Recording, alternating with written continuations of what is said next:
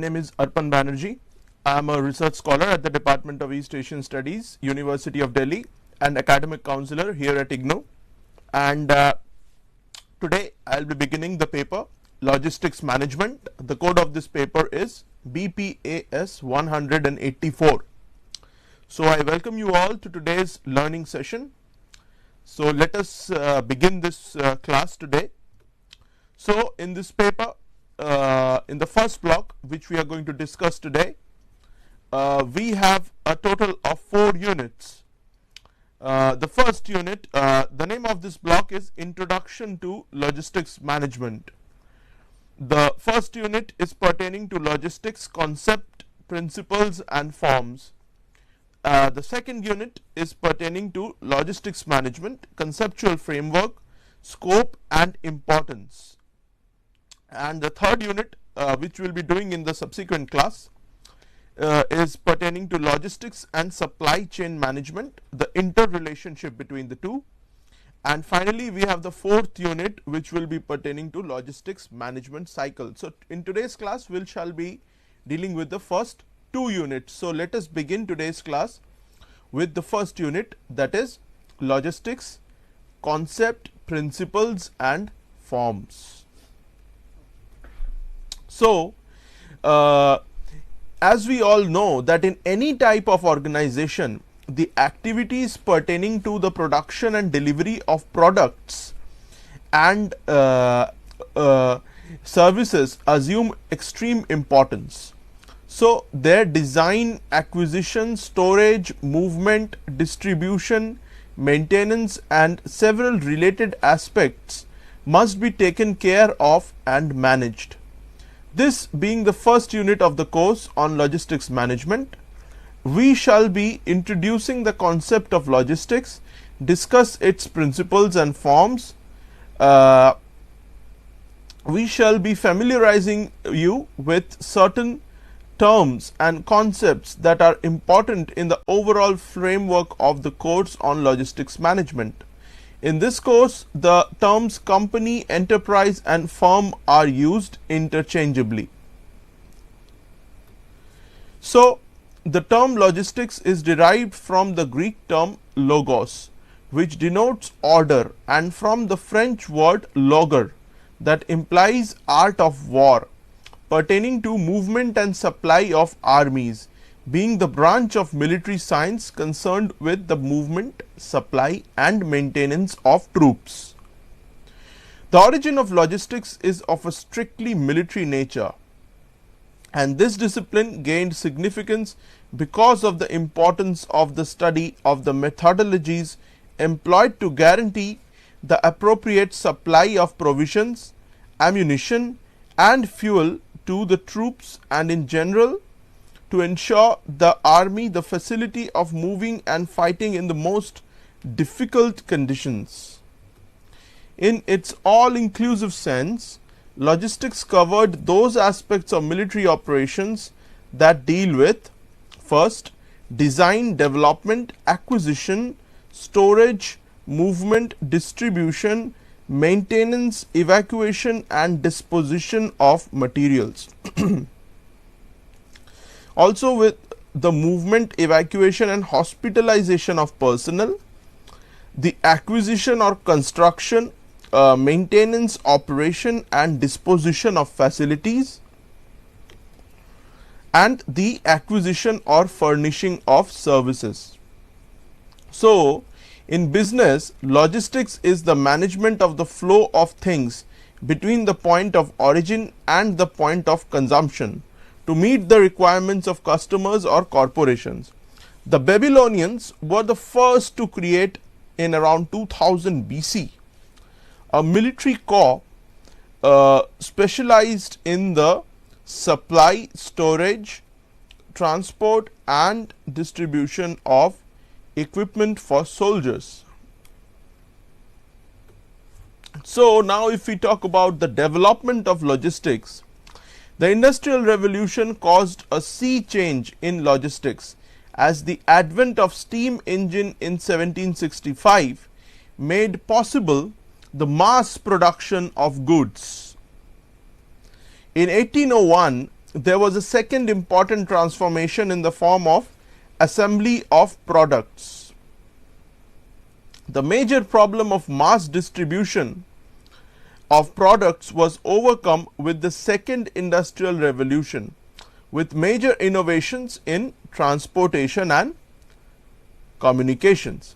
So, the beginning of the 19th century, we witnessed some of the great revolutions in production, with scholars like Frederick Winslow Taylor propagating meticulous division of work through his very famous principles of scientific management.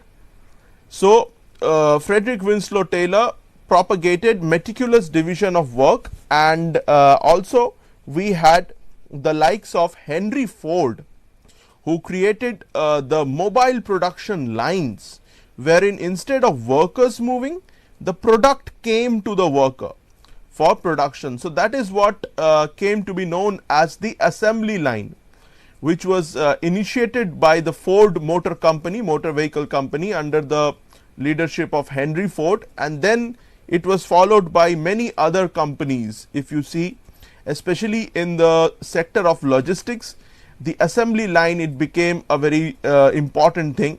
Not only motor vehicles companies, but later on many other companies, even companies like McDonald's, they also started following this idea of assembly line. The likes of Ray Kroc in the 1950s, in the post World War II era, they in a way took forward this idea of Henry Ford of assembly line to the food industry as well, to the beverages industry as well. So, it was only after the end of the Second World War that logistics was extended beyond the military context to manufacturing companies to determine all the activities aimed at ensuring effective purchase, movement and management of materials. So, logistics development over the period was evolving, when around 1980 new concepts of logistics management they assumed importance in the movement of materials involving every stage of the process. Now, what did they include? They included the following. The first was materials management. So, the timely movement of raw materials, parts and supplies was the first important aspect of logistics management. The second was physical distribution. So, the movement of the firm's finished products to the customers, that was that assumed a lot of importance as well. So, the scenario by the year 2000, due to technological developments, was of total integration. So, the goal of logistics is to coordinate all efforts of the organization to maintain a cost effective flow of goods. Now, in a globalized world, there are multinational corporations which offer their products in widely distributed markets. Now, innovation being the watchword here, the customers earlier were used to buying whatever was available to them, but now the things have changed. The customers, they want the right product at the right time, at a reasonable price, at the chosen location and with the desired quality.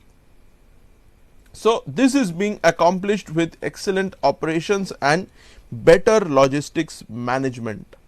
So, the following factors could be considered to impact the development of logistics. So, the first is advances in computer technology, the second is quantitative techniques, the third is development of the systems approach, the fourth is total cost analysis, the fifth is recognition of the important role of logistics. Now, let us discuss the different types of logistics. So, there are different types of logistics and we shall be discussing a few of those different types right now. So, the first type is business logistics. It is the part of the supply chain process that plans, implements and controls the efficient flow and storage of goods and services from the point of origin to the point of use or consumption.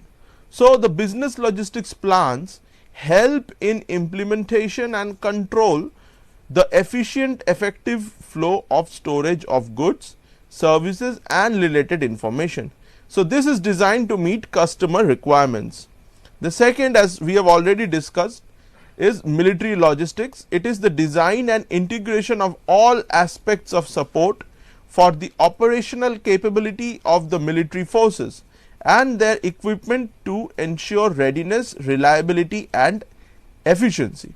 So, military logistics involves the transfer of personnel and material from one location to another, as well as the maintenance of the material essential for military to be able to support an ongoing deployment or respond effectively to emergent situations. So, the importance of military logistics in the present context in our country can be seen if we look at the border areas, especially since we are engaged in a true front conflict. So, in the border areas of our country, the importance of military logistics is assumes much more significance. The third is event logistics. So, this relates to the network of activities, facilities and personnel required to organize, schedule and deploy the resources for any event to take place. So, event logistics uses a network of activities, facilities and personnel to organize, schedule and plan for organizing an event. So, event logistics involves the deployment of resources as well as the necessary post event steps such as cleanup, disposal and so on. The next one is service logistics. So, service logistics encompasses the acquisition, scheduling and management of the facilities, assets and personnel as well as material to support and sustain a service operation or business. So, now let us discuss some of the key logistical terms. So, many logistics terms have special meanings as described below. So, supplies, commodities, goods, products and stock, these encompass all the items that flow through a logistics system. The terms are used interchangeably in logistics management. Let us discuss the first term, that is users, clients and customers. These are the people who receive supplies.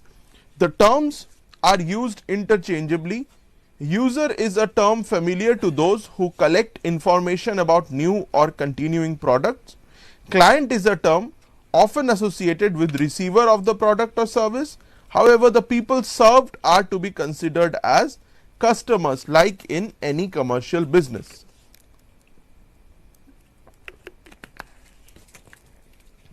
So, the next is central distribution center. It implies a warehouse that is the sole stocking point for the distribution system that it serves. Grocery manufacturers commonly have central or national distribution centers stocked by various manufacturing points and serving various retail distribution warehouses. We have many such companies in our country which have emerged in the recent years as well.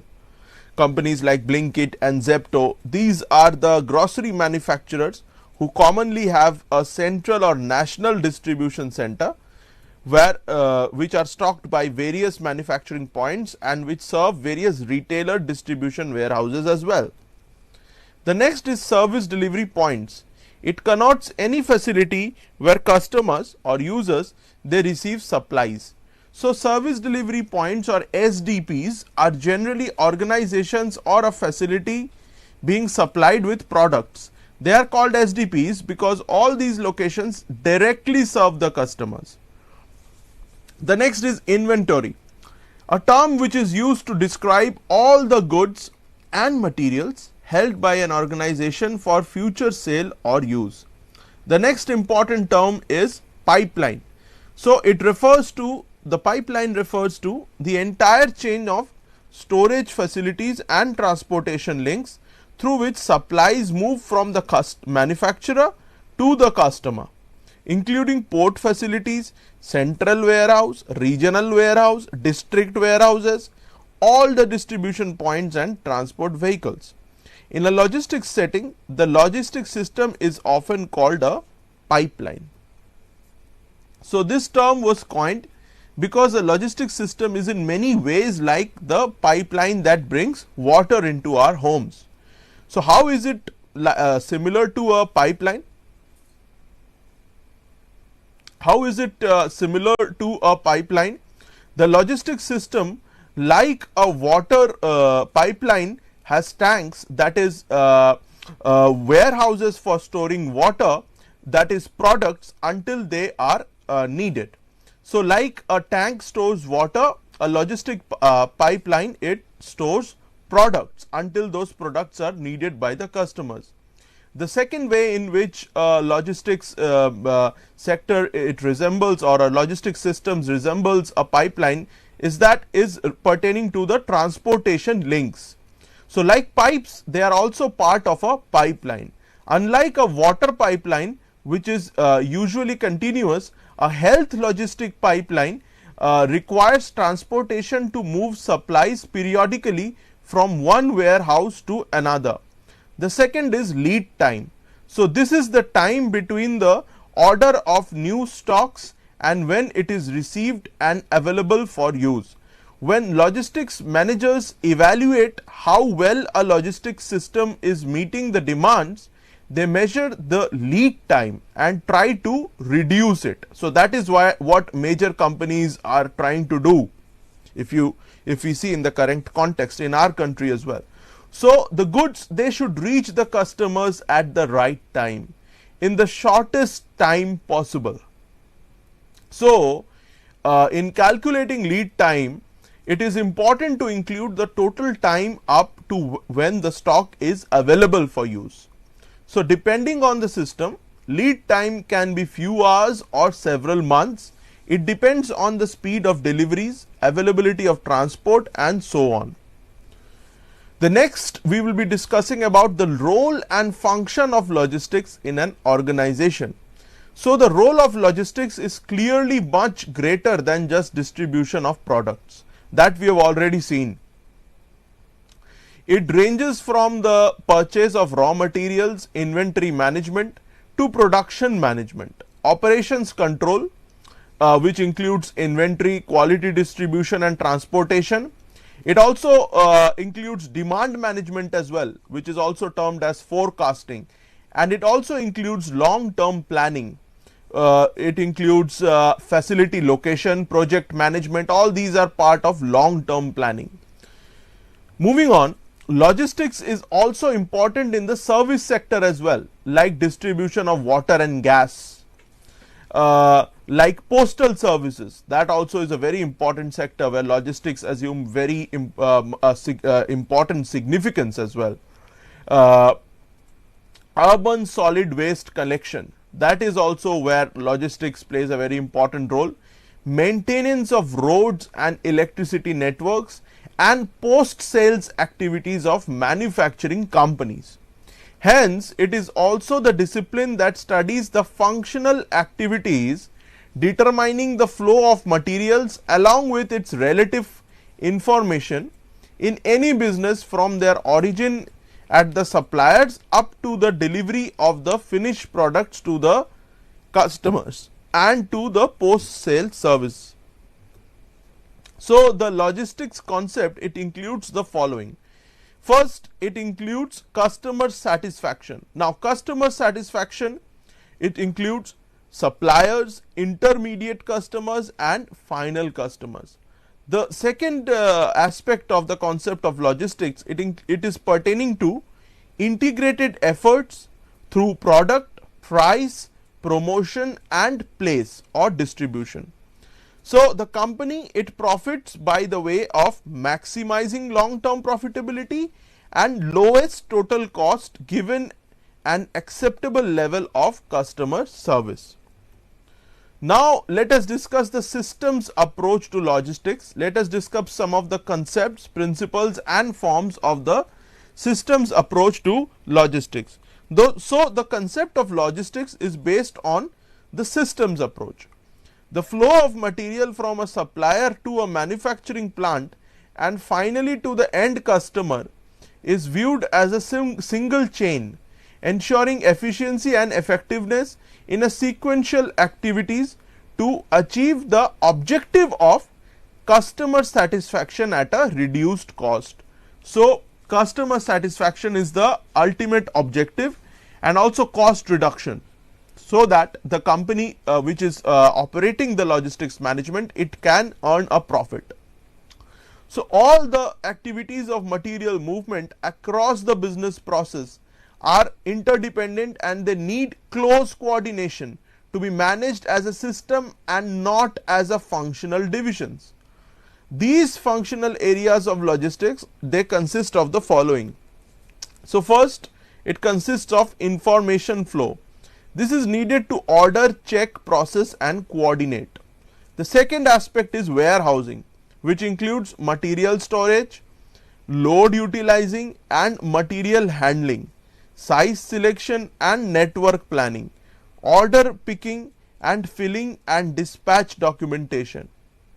The third aspect is inventory control, which includes material requirement planning and inventory level decisions for customer service objectives.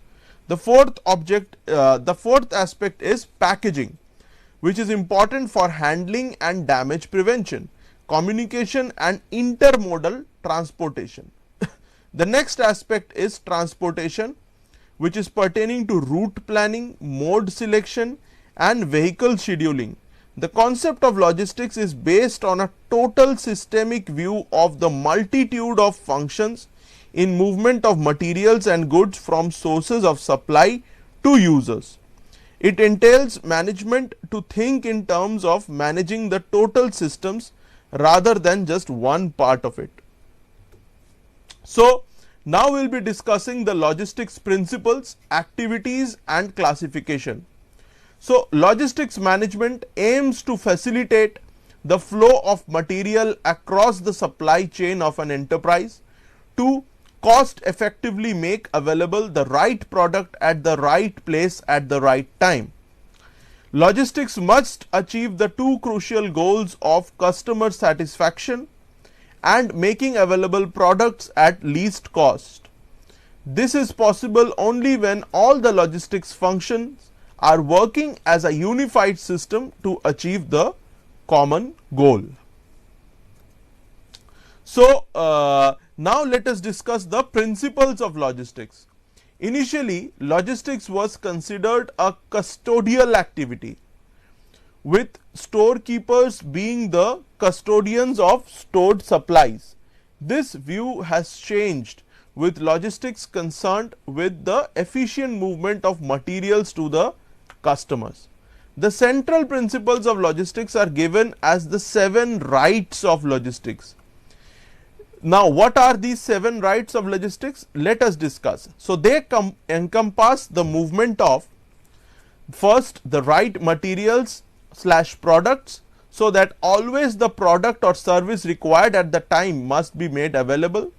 Second, it consists of in right quantity, so that the correct amount is available, as smaller amounts result in halting of production, while larger amounts result in building up stocks. The third is in right condition. So, the movement should also be in the right condition, the product should be in the right condition, so that the right quality of the product or service can be made available to the client that requires it. The fourth is at the right time, ensuring that the product or the service is made available at the right time, at the time at which it was required by the client. The fifth is the movement of the product should be to the right place, so that the product or the service it can be made available at the place where the client needs it. So, the sixth aspect relating to the movement of logistics, it is pertaining to the right cost. So, the movement of logistics, it should not be too expensive as well. So the right cost is very important for ensuring that the product or the service, it is made available at the cost which is accepted by the client. And the seventh aspect, which is to the right customers, associates, suppliers and stockholders. So the logistics, it should reach to the person to whom it was destined to reach, or it should be reaching. It should not be going to some other persons. So to the right customers or to the right suppliers and stockholders. So these are the 7 rights of logistics that we have discussed. Now these 7 rights, they highlight the importance of moving and storing materials in an efficient, timely and reliable manner. The 7 rights of logistics, they also link logistics to the key strategic objective. Now what are the key strategic objectives of logistics? They are cost competitiveness, quality, flexibility and delivery. Many of these aspects we have already discussed. So the 7 rights, they demonstrate that logistics activity provide the foundation for high levels of customer satisfaction. Now let us discuss some of the key logistics activities. The logistics of an organization is the physical distribution of goods along with related activities. Now what are those related activities? We shall be discussing a few of them. The first activity is pertaining to order processing. Now this encompasses activities for receiving, handling, filing and recording of orders, and to ensure that they are accurate, reliable and fast. The commercial team accepts the order from the customer and places the order to the warehouse. This is an important step in logistics activities, because any lapse in this step, if the logistics reaches to the wrong center, or if the entries, the quantity in which the logistics should have been served, if it is entered in a wrong way, or if it is delivered to the wrong address, it can affect the entire logistical process. The second is procurement. Now procurement includes obtaining materials from outside suppliers, it includes supply sourcing, it includes negotiation, order placement, inbound transportation, receiving and inspection, storage and handling. The third aspect is material handling. Now material handling is the movement of goods within the warehouse.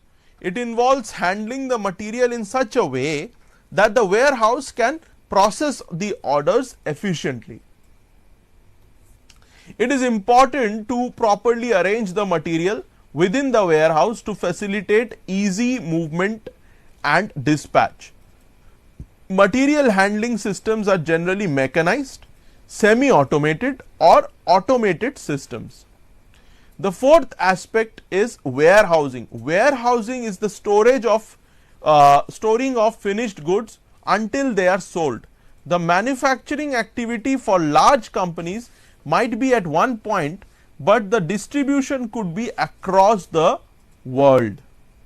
So the important point is that the warehouse should be nearby to the dealer or to the distributor's place, and it should facilitate the easy delivery of goods. The fifth aspect is pertaining to inventory control. So inventory, that is stock, should be enough to meet customers' requirements, and simultaneously its carrying cost should be lowest. Having correct inventory requires continuously monitoring the demand and procuring accordingly to be ready for supply without investing much in manufacturing. Inadequate inventory would lead to loss of orders, whereas excessive inventory would lead to useless investments. The next aspect is pertaining to transportation. So transportation involves the physical delivery of goods from the organization to the distributor or dealer, and from the dealer to the end customer. It is one of the major logistics activities which consumes a lot of revenue of the organization, the better the warehousing and the inventory management of a company, the lower are its transportation costs. The next aspect is packaging. Packaging the products is the responsibility of the logistics team, because the product may reach in a damaged condition to the end customer, and this becomes a huge cost to the company. There are two types of packaging that we shall be discussing. The first is the package which the customer sees on the shelves of stores in markets that appears attractive and makes the customer buy the product. The second is the transport packaging, where the products are packed in bulk and transported safely with minimum breakage or spillage. The next aspect is information. Now, logistics is basically an information based activity of inventory movement across a supply chain. Therefore, the information system, it plays a very significant role in delivering superior service to the customers. Use of technology tools help in information identification, access, storage, analysis, retrieval and decision support. This enhances their competitiveness. Now, let us see the classification of logistics. So, logistics may be classified into two types.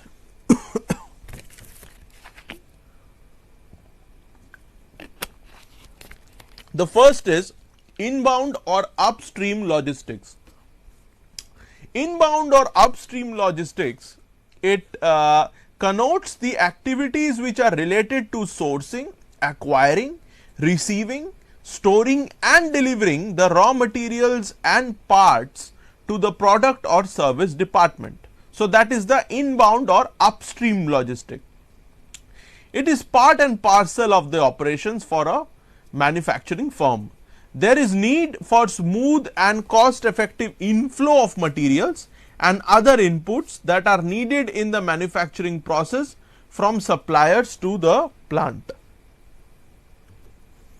For proper management of inbound logistics, there is need for a continuous interface with suppliers or vendors. In simple terms, inbound logistics is a basic activity which focuses on buying and scheduling the inflow of materials, tools and final goods from suppliers to the production unit, warehouse or retail store. The second aspect, of course, is outbound or downstream logistics. This involves the collection, storage and distribution of the final goods and related information flows from the manufacturing unit to the end user or buyers. It covers all those activities which include selecting, organizing, transporting, etc., which are involved in the outflow of merchandise from the seller to the buyer. It covers the physical distribution management of supply chain management, which is concerned with the flow of finished goods and other related information from the firm to the customer.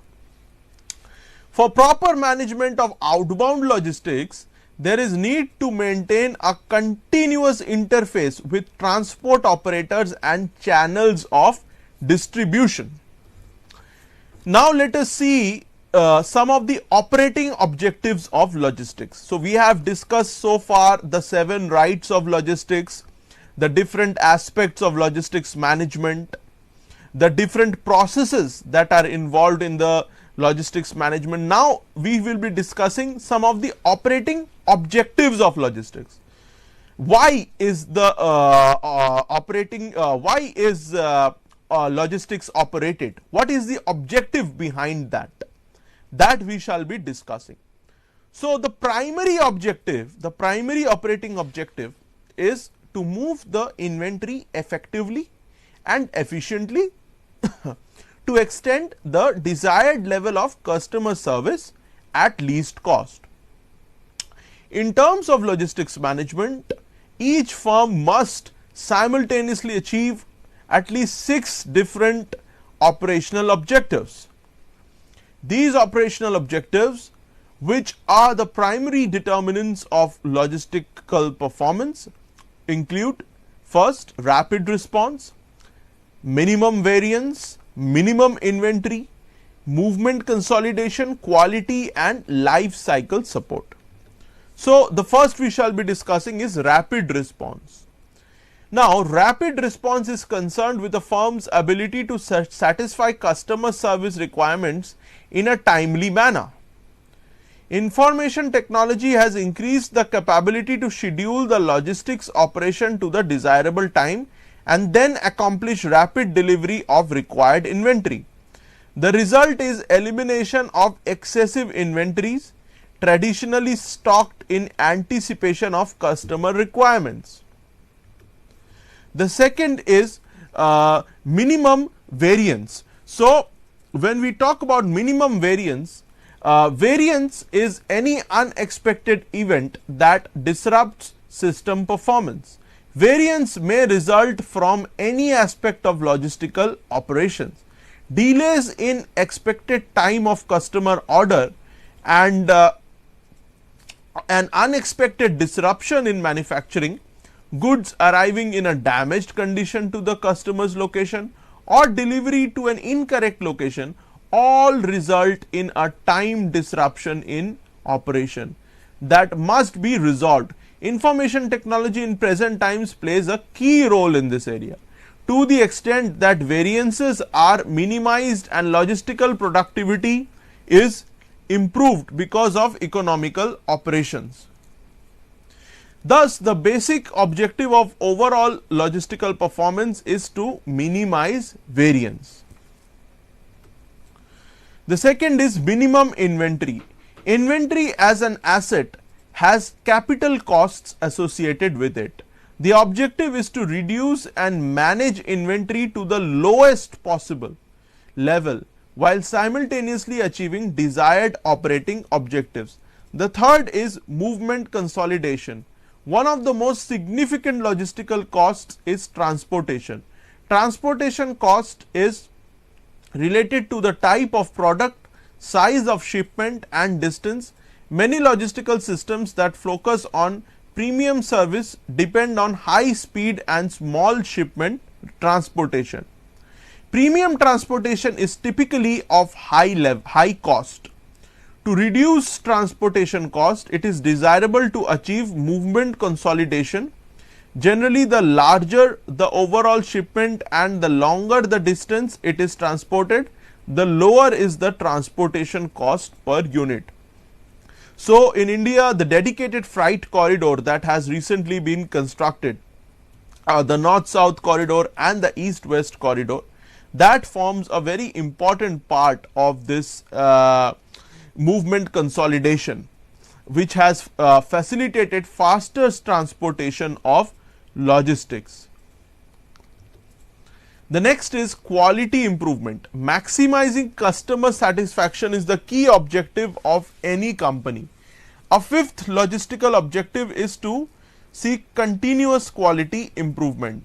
Total quality management or TQM has become a major commitment throughout all facets of industry. Overall consumption to total quality management is one of the major forces contributing to the logistical renaissance. If a product becomes defective or if service promises are not kept, very little value is added by the logistics.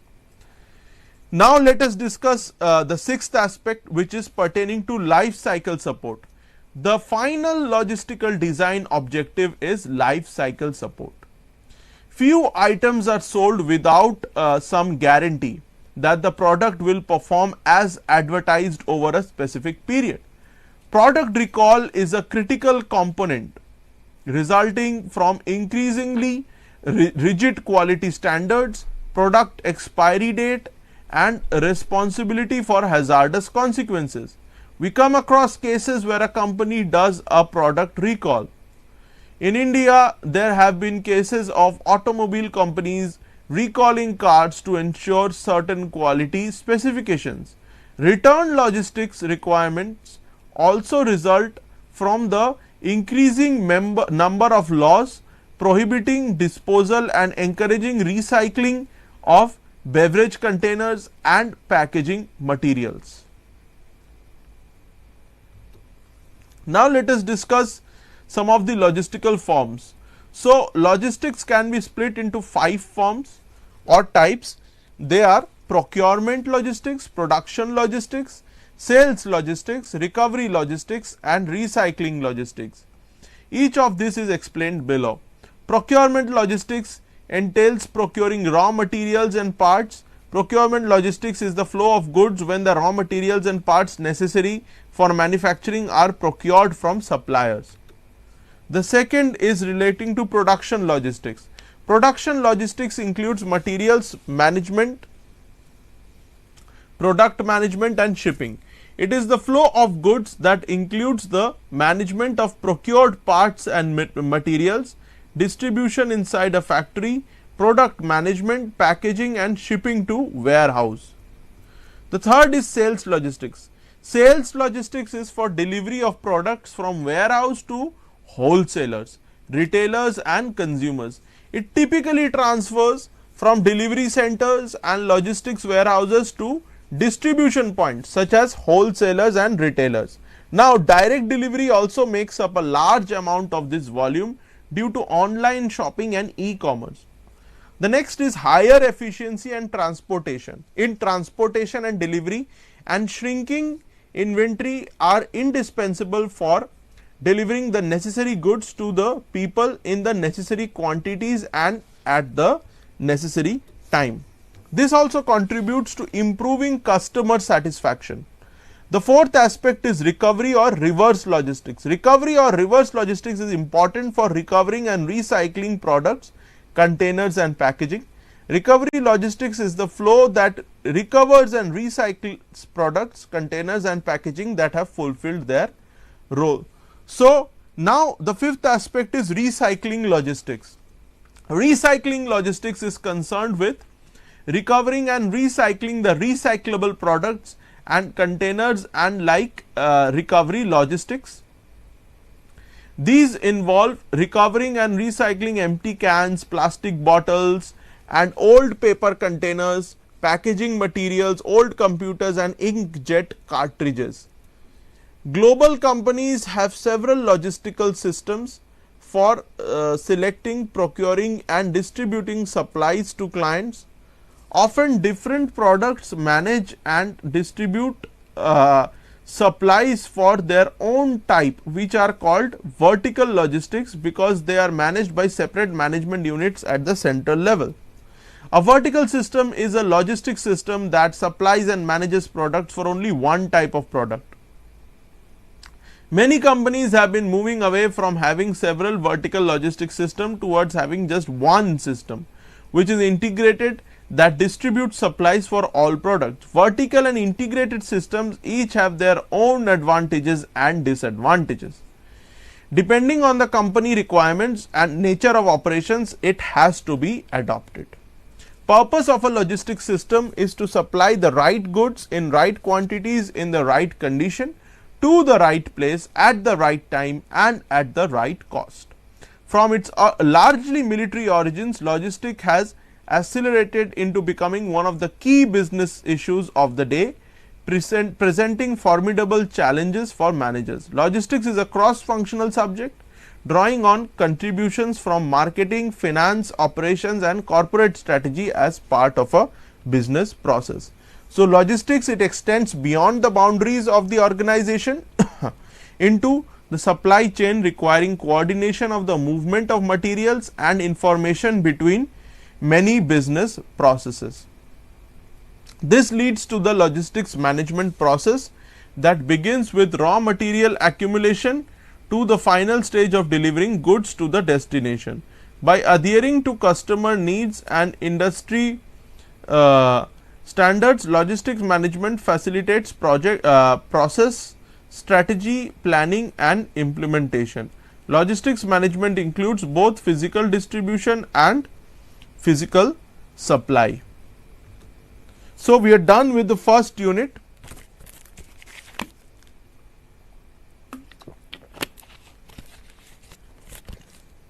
Now we shall be discussing the second unit of this paper, which is logistics management, conceptual framework, scope and importance.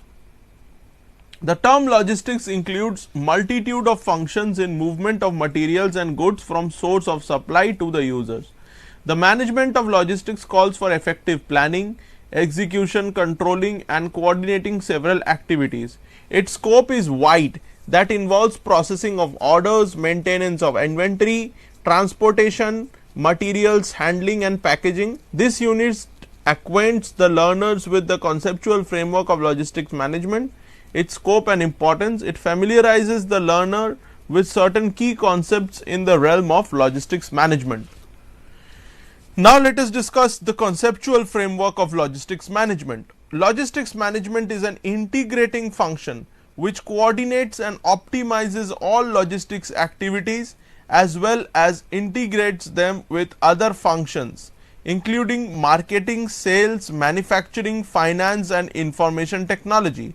As per the Council of Supply Chain Management Professionals, logistics management is that part of supply chain management which plans, implements and controls the efficient, effective forward and reverse flow and storage of goods, services and related information between the point of origin and the point of consumption in order to meet customer requirements. Logistics management activities include inbound and outbound transportation management, fleet management, warehousing, materials handling, order fulfillment, logistic network design, inventory management, supply demand planning and management of third party logistics service providers. The third party logistic providers 3PL include freight forwarders, courier companies and other companies which integrate and offer subcontracted logistics and transportation services. To varying degrees, the logistics functions also include sourcing and procurement, production, planning and scheduling, packaging and assembly and customer service. It is involved in all levels of planning and execution, that is strategic, operational and tactical. Logistics management is a process of planning, executing and controlling efficient and effective flow and storage of goods and services and related information from the point of origin to the point of consumption for the purpose of conforming to customer requirements. It is defined as a process of management which integrates the movement of products, services, data and capital from the stage of raw materials to the consumer product. It is application of management principles to logistic operations for efficient and cost effective movement of goods and personnel and the management of activity of transporting goods to customers or to places where they are bought or sold. Logistics management includes the design and management of systems to control the flow of material, work in process and finished inventory to support business unit strategy. Let us discuss some of the specific concepts relating to logistics management. The actual work of logistics is supportive in nature.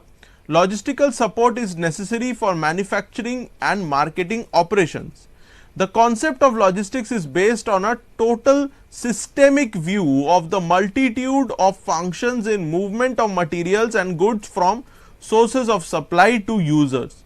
Accordingly, it compels management to think in terms of managing the total system rather than just one part of it, to facilitate the management of the organization in its continuous search for better solutions to be implemented for its long term improvement. The concept of logistics management could be considered as ensuring cost effectiveness and optimum use of raw materials and stock, better transportation and warehouse facilities, so that the products can be made available at any point of time without scarcity.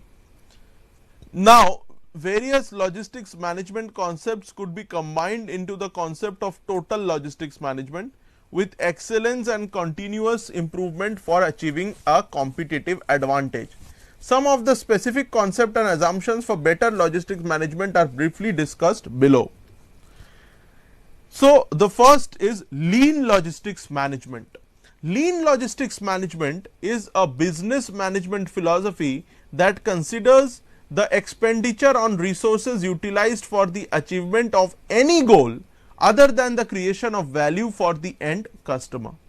It is a process that recognizes and eliminates wasteful activities from the supply chain. So, lean logistics management, it highlights concepts such as value flow, waste and excellence perfection. It attempts to define a well designed supply chain that operates and delivers products to the end customer with minimum wastage. Lean logistics management, it aims at reduction of wastage of resources in the organization. The second is agile logistics management. Agile logistics management encompasses tools, techniques and initiatives that enable an organization to thrive under conditions of unpredictable change. Agile logistics management enables achieving rapid response to customer needs along with the ability to quickly reconfigure operations to respond rapidly to unforeseen shifts in the marketplace.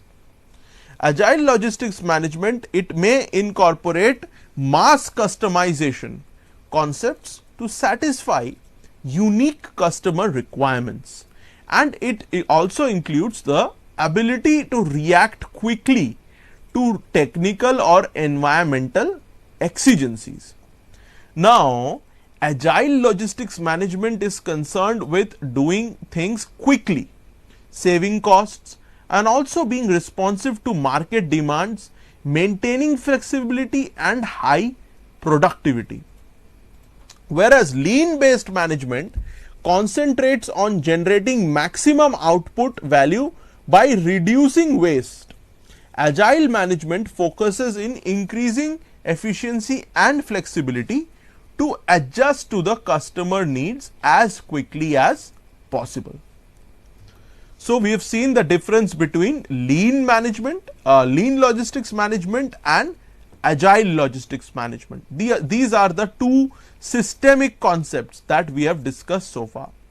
So, the basic advantages of agile logistic management are working towards prompt and effective response to the customer needs in the changing market, ability to adjust and deliver the products according to the customer needs, produce and deliver new products while optimizing costs, decreasing the manufacturing costs, increasing customer satisfaction, higher competitiveness and reduction of those processes which add no value. Hence, we can see that agile logistics management, it holds an edge over lean logistics management.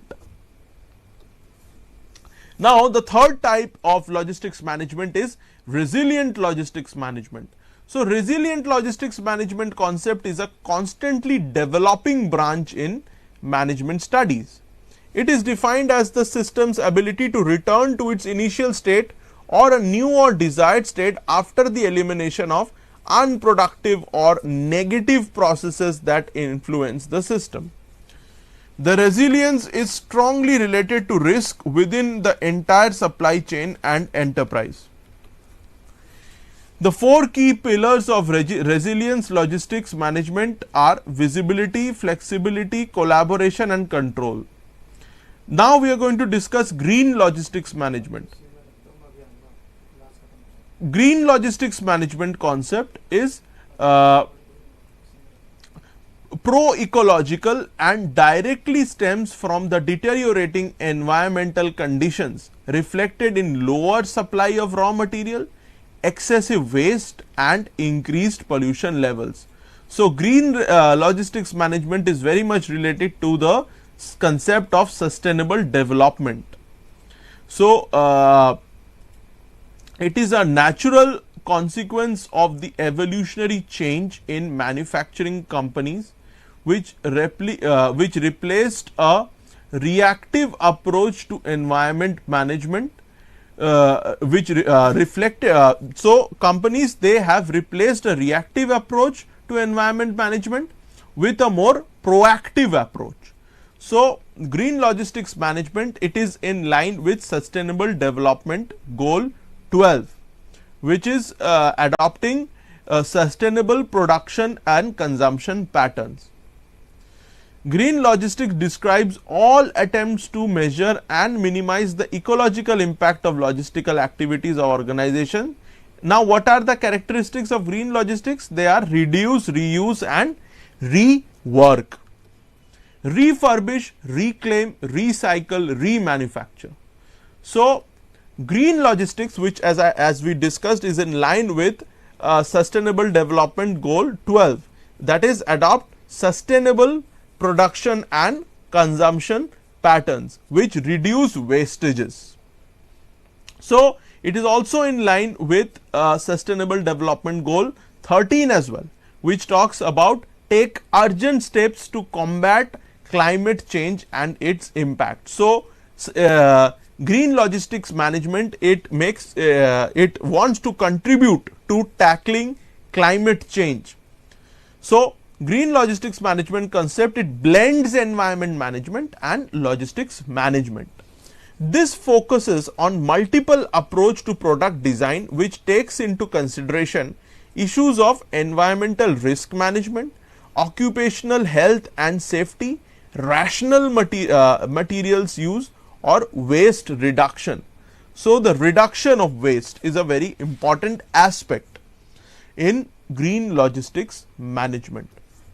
Green logistics management also focuses on goods manufacturing and distribution that promotes sustainable development, which takes social and environmental factors into cognizance. Sustainable logistics is a key element in the development of environmentally conscious supply chain design. So, if we see the sustainable development goals, the 15 sustainable development goals which were adopted in the year 2015 at the Paris Climate Summit, and which have to be met by the year 2030, and every country has been assigned a nationally determined contribution. So, the green logistics management, it plays a very important role towards achieving those nationally determined contribution and towards achieving those sustainable development goals, especially two of those sustainable development goals, that is Sustainable Development Goal 12, which is to promote sustainable consumption and production patterns, and Sustainable Development Goal 13, that is take urgent steps to combat climate change and its impacts. If we see green logistics management is also in line with the Fundamental Duty 7 that is enshrined in our Constitution. It was inserted through the 42nd Amendment, which is to protect and improve the natural environment, including forests, lakes, rivers and wildlife, and to have compassion for all living beings. So, sustainable development is a very important aspect of green logistics management. For example, any organization making efforts to minimize the emissions and energy consumption of transportation in moving its supplies by use of electrical vehicles is adapting to green logistics. We can see many companies in our country are also adapting to green logistics as well. So, the next is total logistics management. Total quality management is an approach in which managers constantly communicate with organizational stakeholders to emphasize the importance of continuous quality improvement that forms the basis of the concept of total logistics management. It includes logistics quality guarantees, customer satisfaction and continuous logistics quality improvement. The pursuit of logistics partnership is based on professionalism and trust. The safety and security assurance for people and goods and information flows, the pursuit of one-click activities, implementation based on flow processes, automation and computerization, as well as sustainable logistics development, which ensures an organization's impact on its environment in an appropriate and effective manner. So, logistics management here is based on product logistic efficacy. efficiency, which is the foundation to secure effective and efficient goods and information flow. So, we have discussed these separate different types of logistics management in this class. In the next class, we will be discussing the scope of logistics management, which we shall be discussing in the next class. We have discussed the different types of logistics management: green logistics management, total logistics management, resilient logistics management, lead logistics management, and agile logistics management are the different kinds of logistic management we have discussed in this class. The next class we shall be completing this second unit, whereas we shall be discussing the scope of logistics management. Thank you so much for joining today's class, where we have discussed 2 units, and in the next class we shall be discussing the next we shall be continuing with this second unit, that is pertaining to the scope of logistics management. We shall be discussing the different scopes, that is business logistics, material management, all that we will be discussing in the next class. I thank you all for joining today's learning session, in which we have discussed the first unit, that is introduction to logistical management, and we have discussed the second unit as well, regarding the different conceptual frameworks which are involved in logistical management, as well as the different types of logistical management, and we have discussed how logistical management is promoting sustainable development goals as well, especially while discussing green logistics management. We have discussed that. So, I thank you all for joining today's class, and we will be discussing, we will be continuing the second unit in the next class. So, thank you. Namaste.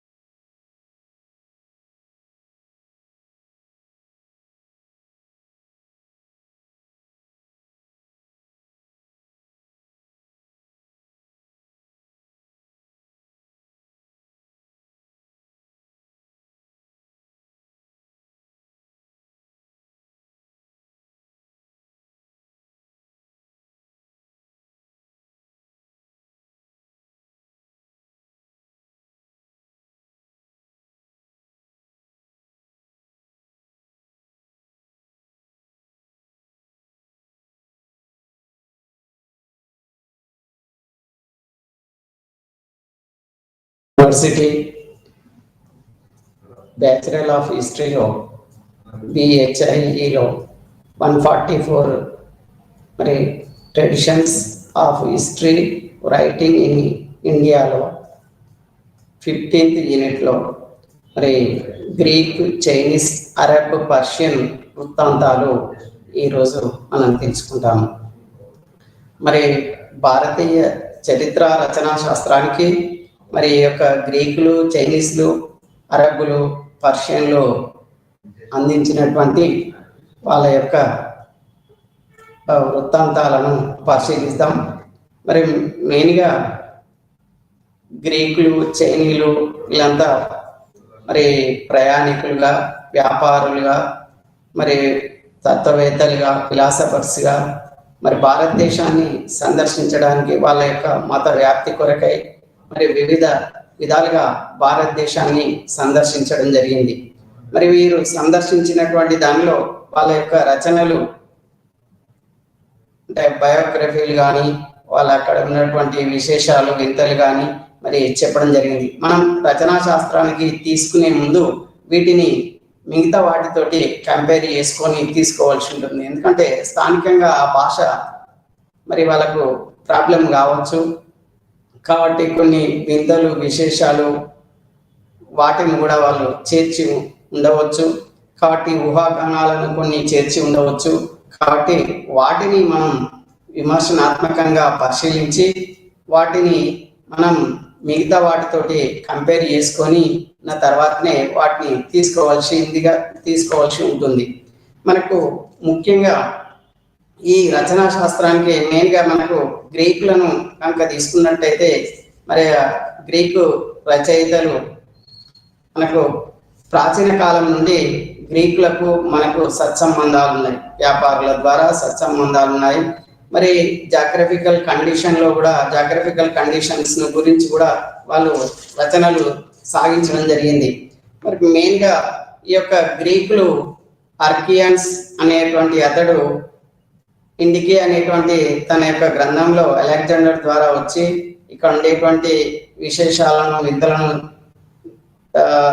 రచన చేసి మరి అతడు పర్షియన్కు వెళ్ళిపోవడం జరిగింది. అంటే ఇక్కడ వాళ్ళు రాసినటువంటి రచనలను మనం తీసుకోవాల్సి ఉంటుంది. మెయిన్గా మనకు మౌర్యుల కాలంలో వచ్చినటువంటి అతడు గ్రీకు రాయబారి మరి సెల్యూకస్ నికేటార్ పంపగా వచ్చినటువంటి వాడు మెగాస్థానిస్. ఈ మెగాస్థానిస్ తన ఇండికాలో భారతదేశ విశేషాలను గురించి, మౌర్యుల యొక్క పరిపాలన విశేషాలను గురించి తెలియజేయడం జరిగింది. మరి అదే కాలంలో ఉన్నటువంటి వాడు మరి మొఘల్ దర్బార్లో ఉన్నటువంటి వాడు మరి కౌటిల్యుడు, అతని పేరే మరి బ్రహ్మణ విష్ణుగుప్త అనేటువంటి పేరు కూడా అతనికే ఉంది. అంటే మరి ఇతడు రాసినటువంటి రచనలను మరి ఈ యొక్క కౌటిల్యుని అర్థశాస్త్రంలో పేర్కొన్నటువంటిది దీనిలో మనం కంపేర్ చేసుకొని తీసుకోవాల్సి ఉంటుంది. ఎందుకంటే మెగాస్థానిస్ రాసినటువంటి రచనలో మెయిన్గా ఇక్కడ అంటే కౌటిల్యుడేమో తన యొక్క అర్థశాస్త్రంలో బానిసలు ఉన్నారు, బానిసల పైన ఉండేటువంటి ఆంక్షలు వగైరాలు రాయడం జరిగింది బానిసల గురించి. అసలు మెగాస్థానిస్ భారతదేశంలో బానిసలు ఉన్నట్టుగా చెప్పడం లేదు. మరి మెగాస్థానిస్ కులాల గురించి 7 కులాలు ఉన్నాయని చెప్పాడు. అదే మరి కౌటిల్యుడు 7 కులాలు కాకుండా వర్ణ వ్యవస్థ ఉంది, బ్రాహ్మణ, క్షత్రియ, వైశ్య, శూద్ర అనేటువంటి వర్ణాలు ఉన్నాయి. మరి వాటి గురించి చెప్పడం జరిగింది. ఇక మిగతావన్నీ కూడా ఇద్దరిని మనం కంపేర్ చేస్తే దాదాపుగా ఒకే తీరుగా చెప్పడం జరిగింది. మరి ఈ యొక్క మెగాస్థానిస్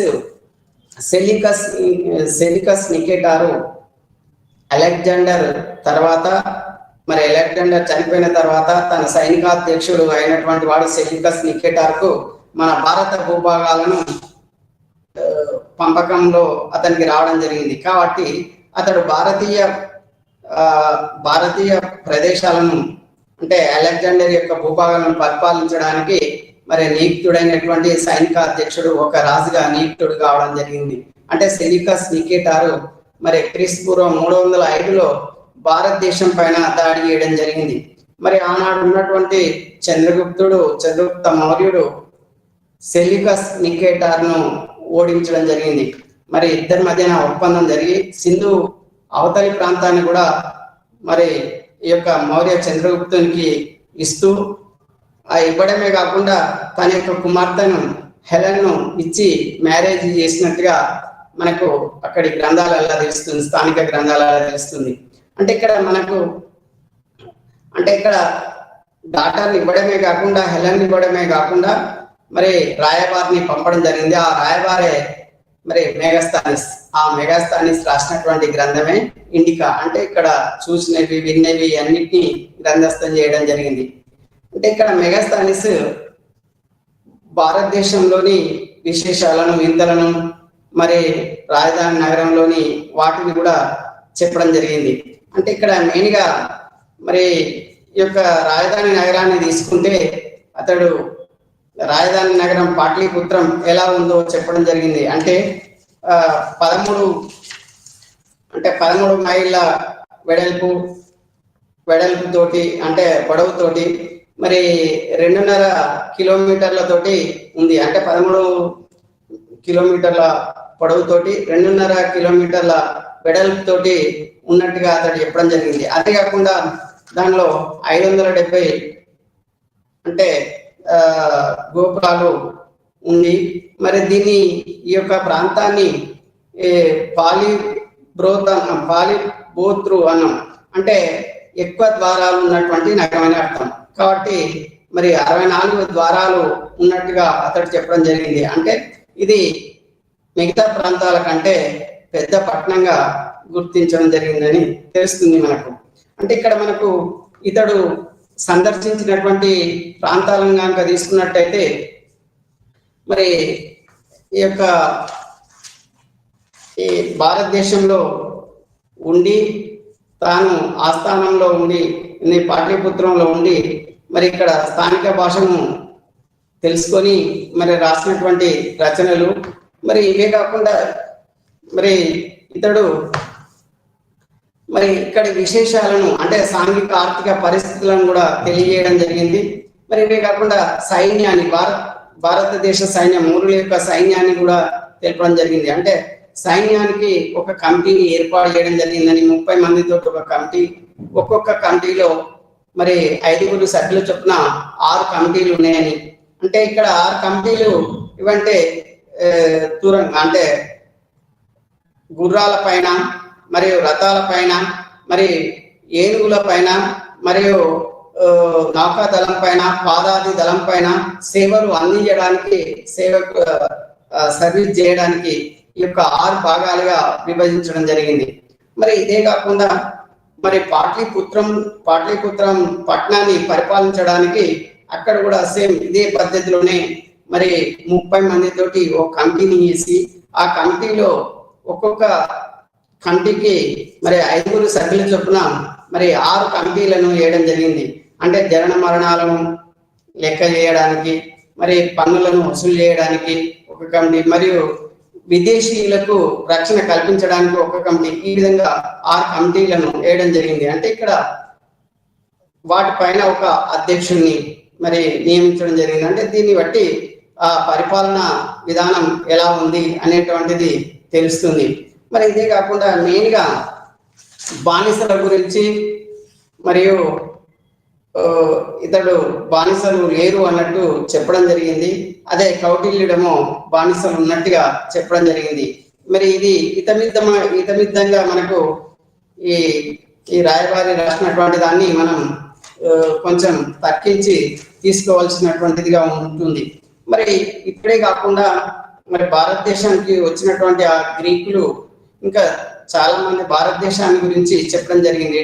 మరి ఈ టాలమీ కానీ తన యొక్క జాగ్రఫీలో భారతదేశ వ్యాపారాల గురించి మరి ప్లీని రాసినటువంటి గ్రంథాలలో మెయిన్గా అతడు కూడా మరి ఇటలీకి భారతదేశానికి ఉన్నటువంటి వ్యాపార సంబంధాలను మరి పేరు తెలియని Periplus of the Erythraean Sea రాసినటువంటి మరి గ్రీకు నావికుడు మరి ఈ యొక్క అంటే రోమ్కు ఈజిప్టుకు భారతదేశానికి ఉన్నటువంటి సంబంధాలను గురించి, వ్యాపార సంబంధాలను గురించి తెలియజేయడం జరిగింది. మరి వీరు అంటే ఒక్కొక్కరు ఈ యొక్క గ్రీకులు ఒక్కొక్కరు ఒక్కొక్క ప్రాంతంలో, ఇప్పుడు మనం క్రీస్తు శకం 1వ శతాబ్దంలో మరి గ్రీకు నావికుడు మరి టాలమీ వీళ్ళందరూ ఆనాటి యొక్క ప్రాచీన కాలం నాటి యొక్క వ్యాపార సంబంధాలను గురించి తెలియజేయడం జరిగింది. అంటే ఇక్కడ మనకు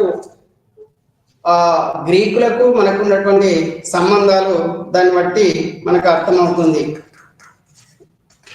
మరి మన ప్రదేశాలను కూడా గురించి అతడు చెప్పడం జరిగింది. అదే కాకుండా ఇతడు ఇంకా అంటే సాంఘిక ఆర్థిక పరిస్థితులనే కాకుండా మరి రిలీజియన్ విషయాలను కూడా కొంతవరకు చెప్పడం జరిగింది. మెయిన్గా ఇతని తర్వాత ఇక మరి మనం చెప్పుకోవాలంటే, ఎందుకంటే టైం తక్కువ ఉంది, ఎక్కువ మ్యాటర్ మరి 1 అవర్లోనే అందివ్వాలి కాబట్టి, మరి మనకు ఈ గ్రీకుల తర్వాత వచ్చినటువంటి వారు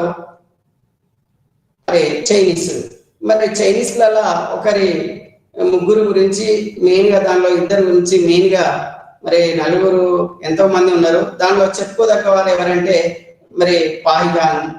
మరి ఈ యొక్క పాహియాను 399లో వచ్చి 414లో వాళ్ళ చైనా దేశానికి వెళ్ళిపోవడం జరిగింది. ఆ తర్వాత వచ్చినటువంటి వాడు యువన్ సాంగ్. మరి యువన్ సాంగ్ 629లో రావడం జరిగింది. మరి 645లో వాళ్ళ దేశం చేరుకోవడం జరిగింది. 629లో చైనా నుండి బయలుదేరి మరి 645 నాటికి చైనాను చేరుకోవడం జరిగింది. మరి అదే పాహియాన్ రాసినటువంటి గ్రంథమేమో పోకోకి అనేటువంటి గ్రంథం. అదే మరి యువన్ సాంగ్ రాసినటువంటిది సియుకి గ్రంథం. అదే పాహియాన్ ఏమో గుప్తుల కాలం నాటివాడు, గుప్తుల కాలం నాటి చంద్రగుప్త కాలం నాటివాడు. మరి అదే యువన్ సాంగ్ ఏమో హర్షవర్ధనుని కాలం నాటివాడు. మరి వీళ్ళిద్దరే కాకుండా ఇత్సింగ్, ఆ తర్వాత వచ్చినటువంటి ఇత్సింగ్ తర్వాత మరి వచ్చినటువంటి వాడు 15వ శతాబ్దంలో వచ్చినటువంటి వాడు మరి మాహువా కూడా భారతదేశానికి వచ్చి ఎన్నో కష్టాలు ఓర్చి, ఎందుకంటే చైనా నుండి రావాలంటే ఆనాడు మరి ఏ పాస్పోర్ట్ లేకుండా వీళ్ళు రావడం జరిగింది. మెయిన్గా పాహియాన్ యువన్ సంఘం తీసుకుంటే పాస్పోర్ట్ లేకుండానే రావడం జరిగింది. అంటే ఇక్కడ ఎడారులను దాటుకుంటూ ఎంతో కష్టపడి భారతదేశానికి చేరారంటే భారతదేశంలో ఉండేటువంటి బౌద్ధ మతానికి చెందినటువంటి విశేషాలను, వింతలను, అక్కడ ఉండేటువంటి స్థానిక సన్యాసులను మరి బౌద్ధ సన్యాసులను తెలుసుకొని మరి వాటి ద్వారా మళ్ళీ చైనా దేశంలో ఉన్నటువంటి బౌద్ధ మరి ప్రజలకు తెలియజేసే ఉద్దేశంతో వారు భారతదేశానికి ఎన్నో కష్టాలను ఓర్చి భారతదేశానికి రావడం జరిగింది. దానిలో మొదటిగా మనం తీసుకుంటే మరి పాహియాను తీసుకుంటే, పాహియాను అంటే పోకి అనేటువంటి తన గ్రంథంలో మరి అతడు అంటే మనకి ఇది record of the Buddhist emperor గా మనం చెప్పుకోవచ్చు. అంటే బౌద్ధ మతానికి చెందినటువంటి, ఇది బౌద్ధ దేశానికి చెందినటువంటి రికార్డుగా మనం చెప్పుకోవచ్చు. అంటే ఇతడు మరి దీనిలో ఈ యొక్క గ్రంథంలో అతడు ఇక్కడ భారతదేశానికి వచ్చి మరి ఇక్కడ నుండి ఇక్కడ వరకు అతడు తిరిగి అంటే మరి ఎడారి నుండి బయలుదేరడం జరిగింది. మరి ఆ ఎడారి నుండి బయలుదేరి మనకు క్యోతన్ ప్రాంతానికి చేరి మరి అక్కడ నుండి అంటే పామీరు పీఠభూమికి చేరి మరి అక్కడ నుండి గాంధార ప్రదేశానికి చేరాడు. మరి రిటర్న్ లో వెళ్తున్నప్పుడు మాత్రం అతడు సీ రూట్ ద్వారా శ్రీలంకకు చేరి శ్రీలంక నుంచి మరి వాళ్ళ యొక్క జావాకు వెళ్ళి ఆ నుండి చైనాకు చేరడం జరిగింది. అంటే ఇక్కడ మెయిన్గా ఇతడు పాట్లిపుత్రంలో 3 సంవత్సరాలు ఉండడం జరిగింది. పాట్లిపుత్రంలో ఉండి ఇక్కడ ఉండేటువంటి విశేషాలను, వింతలను కూడా తెలుసుకోవడం జరిగింది. అంటే ఇక్కడ మనకు ఇక్కడ ఉండేటువంటి విధానాన్ని అంటే బౌద్ధ మతం కొరకు వచ్చారు కాబట్టి వీరు అంటే మెగాస్థానిస్ లెక్క కాకుండా మరి మిగతా వాళ్ళ లెక్క కాకుండా బౌద్ధ మతానికి చెందినటువంటి వాటిని వీళ్ళు సేకరించడం జరిగింది. అంటే బౌద్ధ ప్రతిమలను, బౌద్ధ గ్రంథాలను, మరి బౌద్ధ సన్యాసులను కలవడం. మరి ఆనాడు ఈయన వచ్చే నాటికి భారతదేశంలో ఉన్నటువంటి హీనయానం, మహాయానం ఉన్నట్టు. మరి హీనయానం, మహాయానానికి చెందినటువంటి మరి ఫిలాసఫీలు రెండు వేరైనప్పటికీ ఒకే దగ్గర ఒకే మఠంలో నివసిస్తున్నట్టుగా తాను చెప్పడం జరిగింది. అంటే భారతదేశంలోని వారు మరి సంపద కలిగినటువంటి వారు గాను, మరి సాదాసీదగా ఉండేటువంటి వారు గాను, మద్యపానం చెయ్యరు అనేటువంటిది గాను, ఉల్లి వెల్లుల్లి తినరు అనేటువంటిది చెప్పడం జరిగింది. అంటే ఇక్కడ సాత్వికంగా ఉంటుండ్రు అనేటువంటిది. మరి ఇది మరి ఇతడు హీనయానానికి, మహాయానానికి చెందినటువంటి ప్రదేశాలను కూడా సందర్శించాడు పాహ్యానం. దానిలో తీసుకున్నట్టయితే హీనయానానికి సంబంధించినటువంటి ప్రదేశాలను, అక్కడ ఉండేటువంటి సన్యాసులను కలవడానికి, బౌద్ధ సన్యాసులను కలవడానికి, శ్రవణులను కలవడానికి మరి సందర్శించడం జరిగింది. వాటి లోపల మరి గాంధార ఉద్యాన, మరి బన్ను, మరి కాశ్మీర్ లోయ, మరి దరద, మరి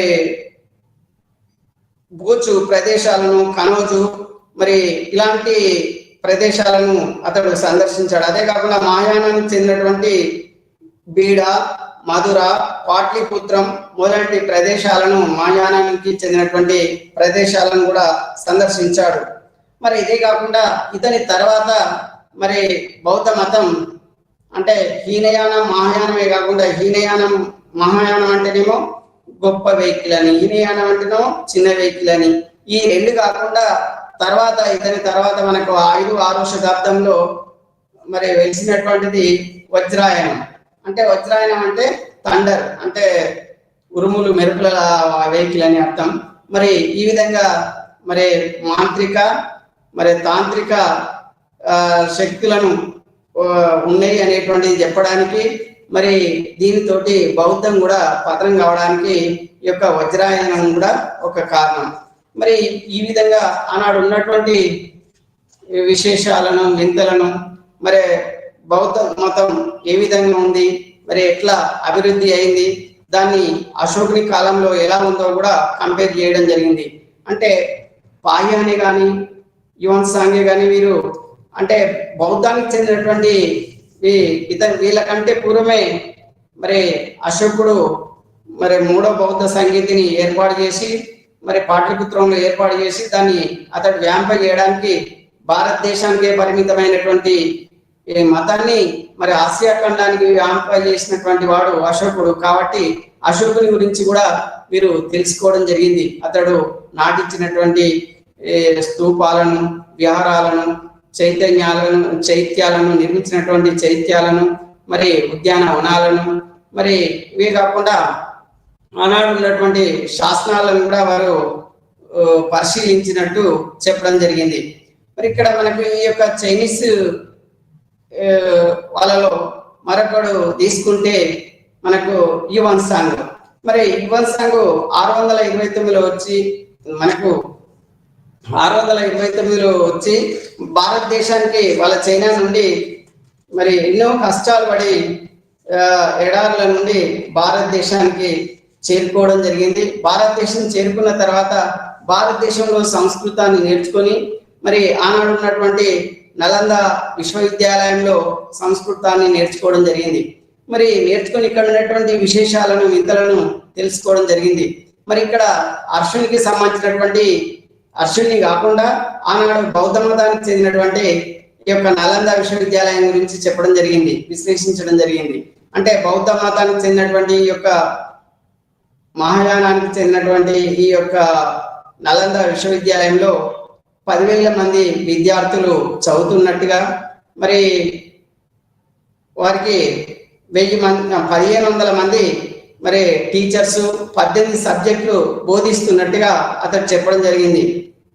అంటే ఇక్కడ ఇంకొకటి చెప్పడం ఏంటి అంటే, మిగతా వాళ్ళు చెప్పిన దానికి ఇతనికి తేడా ఏంటంటే, ఇతడు యువన్ సాంగ్ ఆ 10,000 మంది విద్యార్థులు బౌద్ధ సన్యాసులే అని చెప్పడం జరిగింది. మరి సన్యాసుల కార అనేటువంటిది మరి తర్వాత మనం అంటే టాలీ చేసుకోవాలి మిగతా గ్రంథాలతోటి. మరి ఎవరైనా చదవచ్చా, ఓన్లీ బౌద్ధ మతస్థులే చదవచ్చా అనేటువంటిది అక్కడ మీమాంసంగా ఉండిపోయాది. అంటే దాదాపుగా 1500 మంది 10,000 మంది విద్యార్థులు ఉన్నట్టుగా చెప్పడం జరిగింది. అది మాత్రం కరెక్టే. మరి సన్యాసుల కార అనేటువంటిది మనం మిగతా గ్రంథాలతోటి టాలీ చేసుకొని తీసుకోవాలి.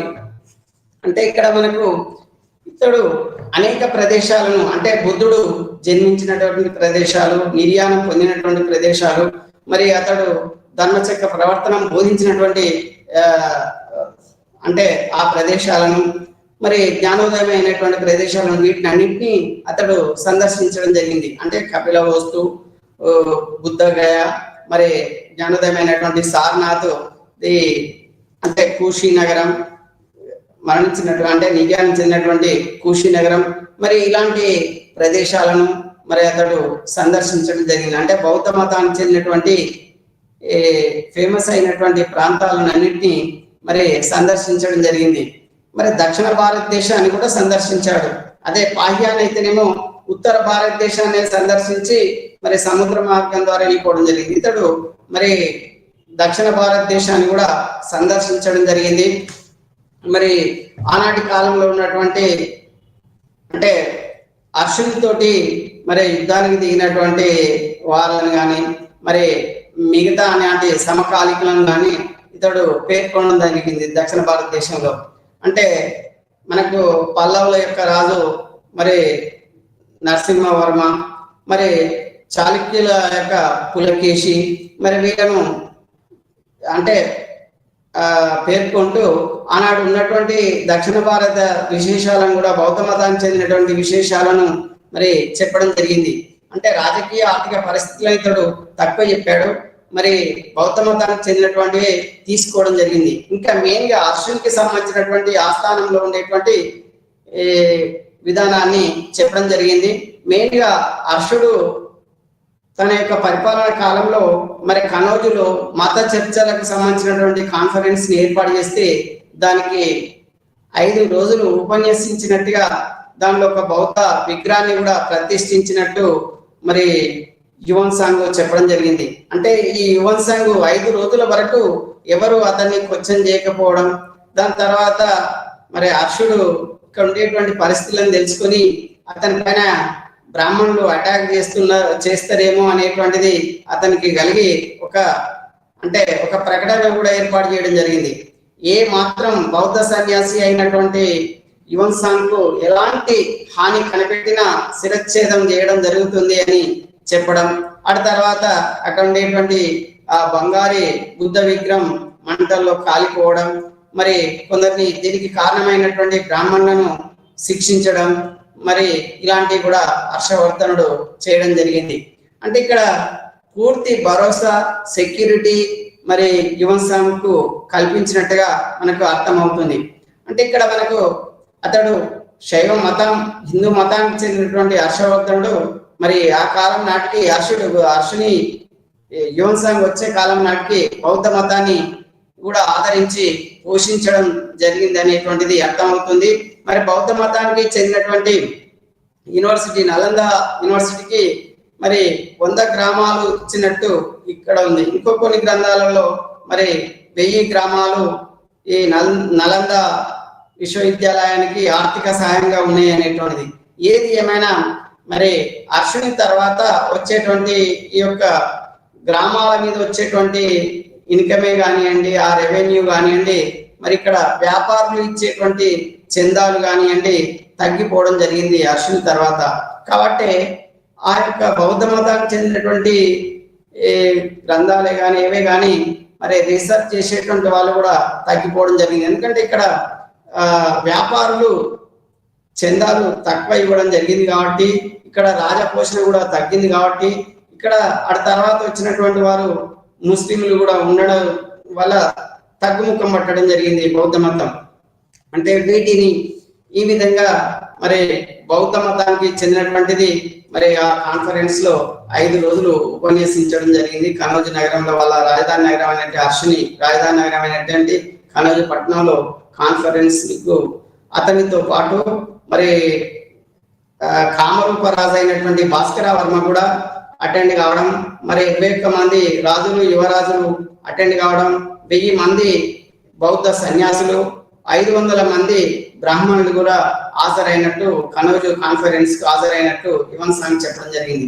అదే కాకుండా దాని తర్వాత జరిగినటువంటిది మరి మరి ప్రయాగరాజ్ అంటాం, ఆ ప్రయాగలో మహామోక్ష పరిషత్తు, దాన్ని సర్వస్వ దానం అని కూడా అంటాం.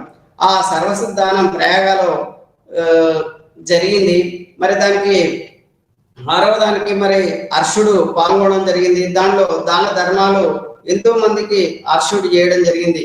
అనాథలకు, మరి పేదలకు, బౌద్ధ సన్యాసులకు, మిగతా మతాలకు చెందినటువంటి సన్యాసులకు దాన ధర్మాలు మరి పెద్ద మొత్తంలో చేసి మరి కాటన్ డ్రెస్ల ద్వారానే ఇంటికి అంటే రాజధానికి తరలినట్టుగా మరి యువన్ సాంగ్ చెప్పడం జరిగింది. అంటే దానాలు ధర్మాలు చేయడంలో భారతీయులు అగ్రగణ్యులే అని దీన్ని బట్టి అర్థం ఉంటుంది. అంటే ఇక్కడ మనకు రాజస్థానానికి వచ్చేటువంటి పన్నులను అతడు మరి అనాథలకు, శ్రవణులకు, మరి అలాంటి ఆర్థికంగా వెనకబడ్డటువంటి వారికి పంపిణీ చేసినట్టుగా మనకు అర్థమవుతుంది. అంటే ఇక హర్షుని తర్వాత మాత్రం బౌద్ధ మతం ఇటు రాజకీయ పరిస్థితులలో అస్తవ్యస్తమైనటువంటి పరిస్థితులు రావడం, మరి బౌద్ధ మతం క్షీణ దశకు కారణం కూడా కావడం జరిగింది.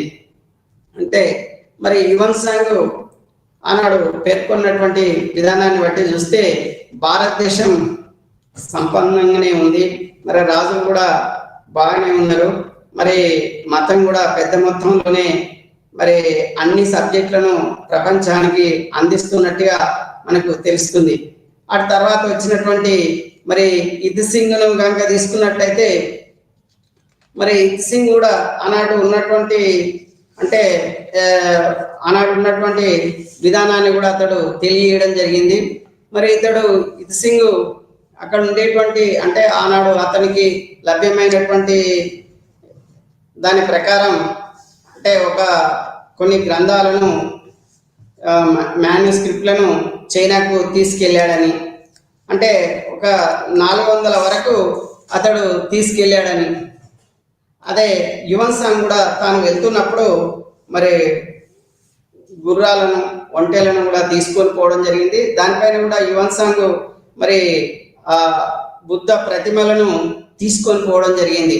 అనేకమైనటువంటి బుద్ధ ప్రతిమలను, మరి అనేకమైనటువంటి మాన్యుస్క్రిప్ట్లను తీసుకొని వాటిపైన మరి అదే ఇత్ సింగ్ కాలంలో కూడా మరి ఆ విధంగానే చేయడం జరిగింది. అంటే బౌద్ధానికి సంబంధించినటువంటి వాటిని మరి అతడు సేకరించి 673 నుంచి 685 వరకు ఉన్నటువంటి ఇత్ సింగ్ భారతదేశంలో తీసుకొని పోవడమే కాకుండా తనతోటి ప్రభాకర మిత్ర మరి బోధి రుచిని చైనాకు బౌద్ధ మతానికి పరిచయం చేయడం జరిగింది.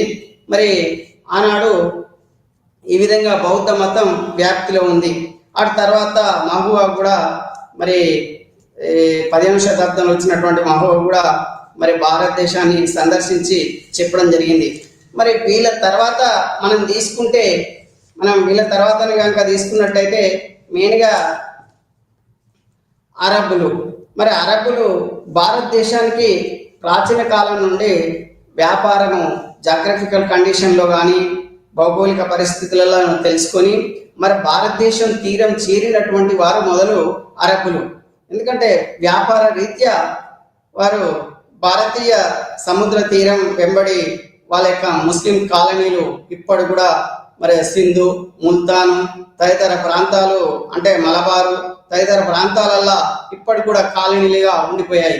అంటే అక్కడ పెద్ద వ్యాపారస్తులుగా అంటే అరబు దేశం నుండి వచ్చినటువంటి వీరు మరి యూరోప్ కంట్రీలతోటి వ్యాపారం సాగిస్తున్నట్టుగా వాళ్ళు చెప్పడం జరిగింది. అంటే భారతదేశానికి వచ్చి భారతదేశంలో ఉండేటువంటి వస్తువులను కొని మరి యూరోప్ కంట్రీలలో అమ్ముకొని జీవనం సాగించేటువంటి వారిగా తెలుస్తుంది. ఎందుకంటే ఇక్కడ పంటలు ఎక్కువ వండడం భారతదేశంలో, అదే అరబ్ కంట్రీస్లలో పంటలు తక్కువ వండడం, మరి అది కారణం చేత వాళ్ళు వ్యాపారులుగా మారిపోయారు. మరి వాళ్ళు వ్యాపారులుగా మారడం వల్లనే మరి రూట్లు ఏర్పడ్డాయి అన్ని.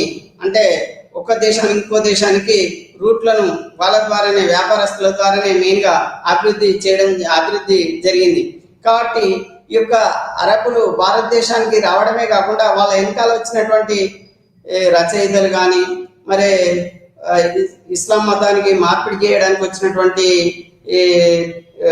వాళ్ళు కానీ మెయిన్గా ఇక్కడ ఉండేటువంటి పరిస్థితులను అవగాహన చేసుకొని ఇక్కడి ప్రదేశాలను మొదలు సింధు ప్రదేశాలను ఆక్రమించడానికి ముందుకు రావడం జరిగింది. అంటే ఆ పరిసర ప్రాంతాలలోనే ఉండడం వల్ల మరి వాటిని వాళ్ళ కంట్రోల్లోకి తీసుకొని రావడానికి ముందుకు వచ్చారు అరబ్బులు.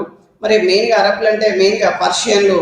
మరి మనం వీళ్ళ యొక్క రాకని కనుక తీసుకున్నట్టయితే, మెయిన్గా రాజకీయాల్లోకి వీళ్ళ యొక్క రాకని కనుక తీసుకున్నట్టయితే మెయిన్గా మనం ఇక్కడ ఈ యొక్క అరబ్బులు భారతదేశానికి రావడానికి మెయిన్గా కాసిం ఖాను కారణం. ఎందుకంటే శ్రీలంక నుండి మరి హాలాజాజ్కు కానుకలు పంపుతుంటే అది సింధు నది ఒడ్డున దేవాలు ఒడ్డున దహీర్ రాజు ఉంటాడు. ఆ దహీర్ రాజు కాలంలో అవి దొంగలు దోసుకోవడం జరిగింది.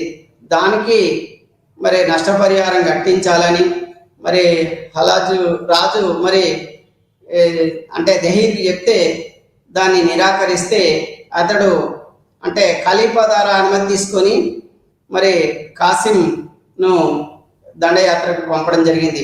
మరి ఆ దండయాత్రలో మెయిన్గా మరి దహీర్కు ఈ యొక్క కాసింకు జరిగినటువంటిది. మరి దీనిలో ఆ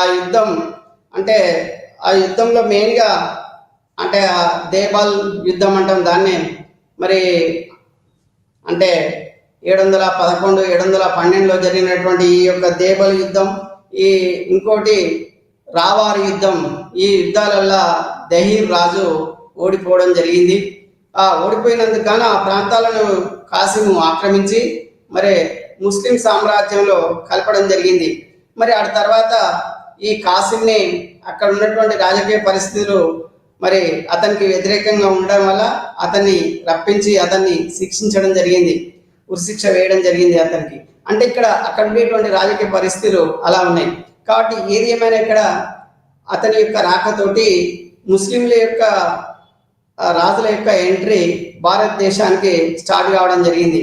మరి దీంతో భారతదేశానికి మరి ముస్లింలు వ్యాపారులుగా మరి ఇక్కడ రాజకీయ ప్రాంతాలను ఆక్రమించడానికి వచ్చినటువంటి వారుగా మనం చెప్పవచ్చు. మరి ఈ విధంగా మరి ఎంతో మంది అరబ్బులు భారతదేశానికి వచ్చి యాత్రికులుగా ఇక్కడ ఉండేటువంటి పరిస్థితులను అవగాహన చేసుకొని అనేకమైనటువంటి గ్రంథాలను రాశారు. అంటే వీరు చెప్పినటువంటి దాన్ని బట్టి చూస్తే అందరి ఇక్కడ సారాంశంగా చెప్పాలి, ఎందుకంటే టైం లేదు కాబట్టి. మరి ఇక్కడ అందరూ చెప్పినటువంటి దాన్ని బట్టి చూసినట్టయితే ఆ రచయితలు ఏం చెప్పారంటే, ఇక్కడ శుక్రవారం మసీదులల్లా నమాజ్ చేసుకోవడానికి స్వేచ్ఛ ఇచ్చారు భారతీయ రాజులు. మరి అక్కడికంటే ఇక్కడ కూడా పర్వాలేదు. అంటే అరబ్ కంట్రీలలోనైతే ఏ విధంగా స్వేచ్ఛ ఉందో ఇక్కడ కూడా అలాంటి స్వేచ్ఛలే వాళ్ళకు ఉన్నాయి, మత ఆంక్షలు ఇట్లా ఏం లేవు అని చెప్పడం జరిగింది అనేక మంది. అంటే ఇక్కడ మత సహనం ఉన్నటువంటి వారు భారతీయులుగా మరి అర్థమవుతుంది. అంటే తర్వాత మాత్రమే ఘర్షణలు వచ్చాయి తప్ప మొదటి కాలంలో మాత్రం ఎలాంటి ఘర్షణలు కానీ ఏవి కానీ లేవు. అంటే ఇక్కడ ఈ యొక్క వీళ్ళ రచనల ప్రకారం మరి ఇక్కడ ఉండేటువంటి భాషలే కావచ్చు, వేరు కావచ్చు. కాబట్టి ఏది ఏమైనా ఈ అరబ్బులు కానీ పారసీకులు కానీ భారతదేశానికి వచ్చి మరి భారతదేశంలోని ఈ యొక్క గ్రంథాలను చదివి అంటే ఇక్కడ ఉండేటువంటి సంస్కృతాన్ని మొదలుగా నేర్చుకొని మరి వాటిని ట్రాన్స్లేషన్ చేయడం జరిగింది. అంటే ఫస్ట్ అరబ్బులు అరబ్బీ గ్రంథాలు రాశారు, అరబ్బీ భాషలో. దాన్ని పార్సీ భాషలోనికి అనువదించడం జరిగింది. ఆ తర్వాత వచ్చినటువంటి వారు ఈ పార్సీని ఈ యొక్క హిందూ గ్రంథాలను చదివి, భారతదేశ గ్రంథాలను చదివి అవి వాటిని అరబ్బీలోనికి మరి పర్షియా భాషలోనికి గ్రంథస్థం చేయడానికి ఒక కమిటీనే ఏర్పాటు అయ్యేటువంటిది. అంటే ఆనాటి యొక్క రాజులు వారితో పాటు ఈ యొక్క రచయితలను కూడా మరి ఈ జాగ్రఫికల్ కండిషన్ తెలిసినటువంటి వారిని కానీ, భౌగోళిక పరిస్థితులను తెలిసినటువంటి వారిని, సాంఘిక ఆర్థిక పరిస్థితులను, చారిత్రక పరిస్థితులను తెలిసినటువంటి వారిని వారు యుద్ధానికి వచ్చే ముందే వెంట పెట్టుకొని రావడం జరిగింది. మరి అలాంటి వారు అందించినటువంటి సమాచారాలు మనకు చరిత్రకు ఆధారాలు అయ్యాయి మెయిన్గా. మరి ఆ విధంగా వచ్చినటువంటి వాళ్ళలా తీసుకున్నట్టయితే మరి ఆల్ బలాదూరి మరి ఆనాటి అరబ్బుల యొక్క విజయ గాథలను మరి అరేబియా, ఈజిప్టు, ఉత్తరాఫ్రికా, స్పెయిన్, ఇరాకు, తర్వాత ఇరాను, సింధు విజయాలను గురించి అతడు చెప్పడం జరిగింది. మరి ఈ విధంగా మరి ఎంతో మంది మరి ముస్లిం యాత్రికులు అంటే భారతదేశం పైన వాళ్ళ యొక్క ముస్లింల యొక్క విజయాలను గురించి చెప్పడం జరిగింది. అదే కాకుండా ఆల్ మసూరి కూడా భారతదేశాన్ని సందర్శించాడు. మరి అతనికంటే ముందు మరి 849లో సులేమాను సందర్శించి మరి ఆ గుజరాత్ పరిపాలన గురించి ఆయన తెలియజేయడం జరిగింది. అంటే ఈ విధంగా ఒక్కొక్కరు ఒక్కొక్క తీరులో మరి ఆనాడు ఉన్నటువంటి పరిస్థితులను తెలియజేయడం జరిగింది. మరి వీరే కాకుండా ఇబన్ కూడా మరి ఆనాటి యొక్క పరిస్థితులను తెలియజేయడం, మరి అదే కాకుండా మరి ఆల్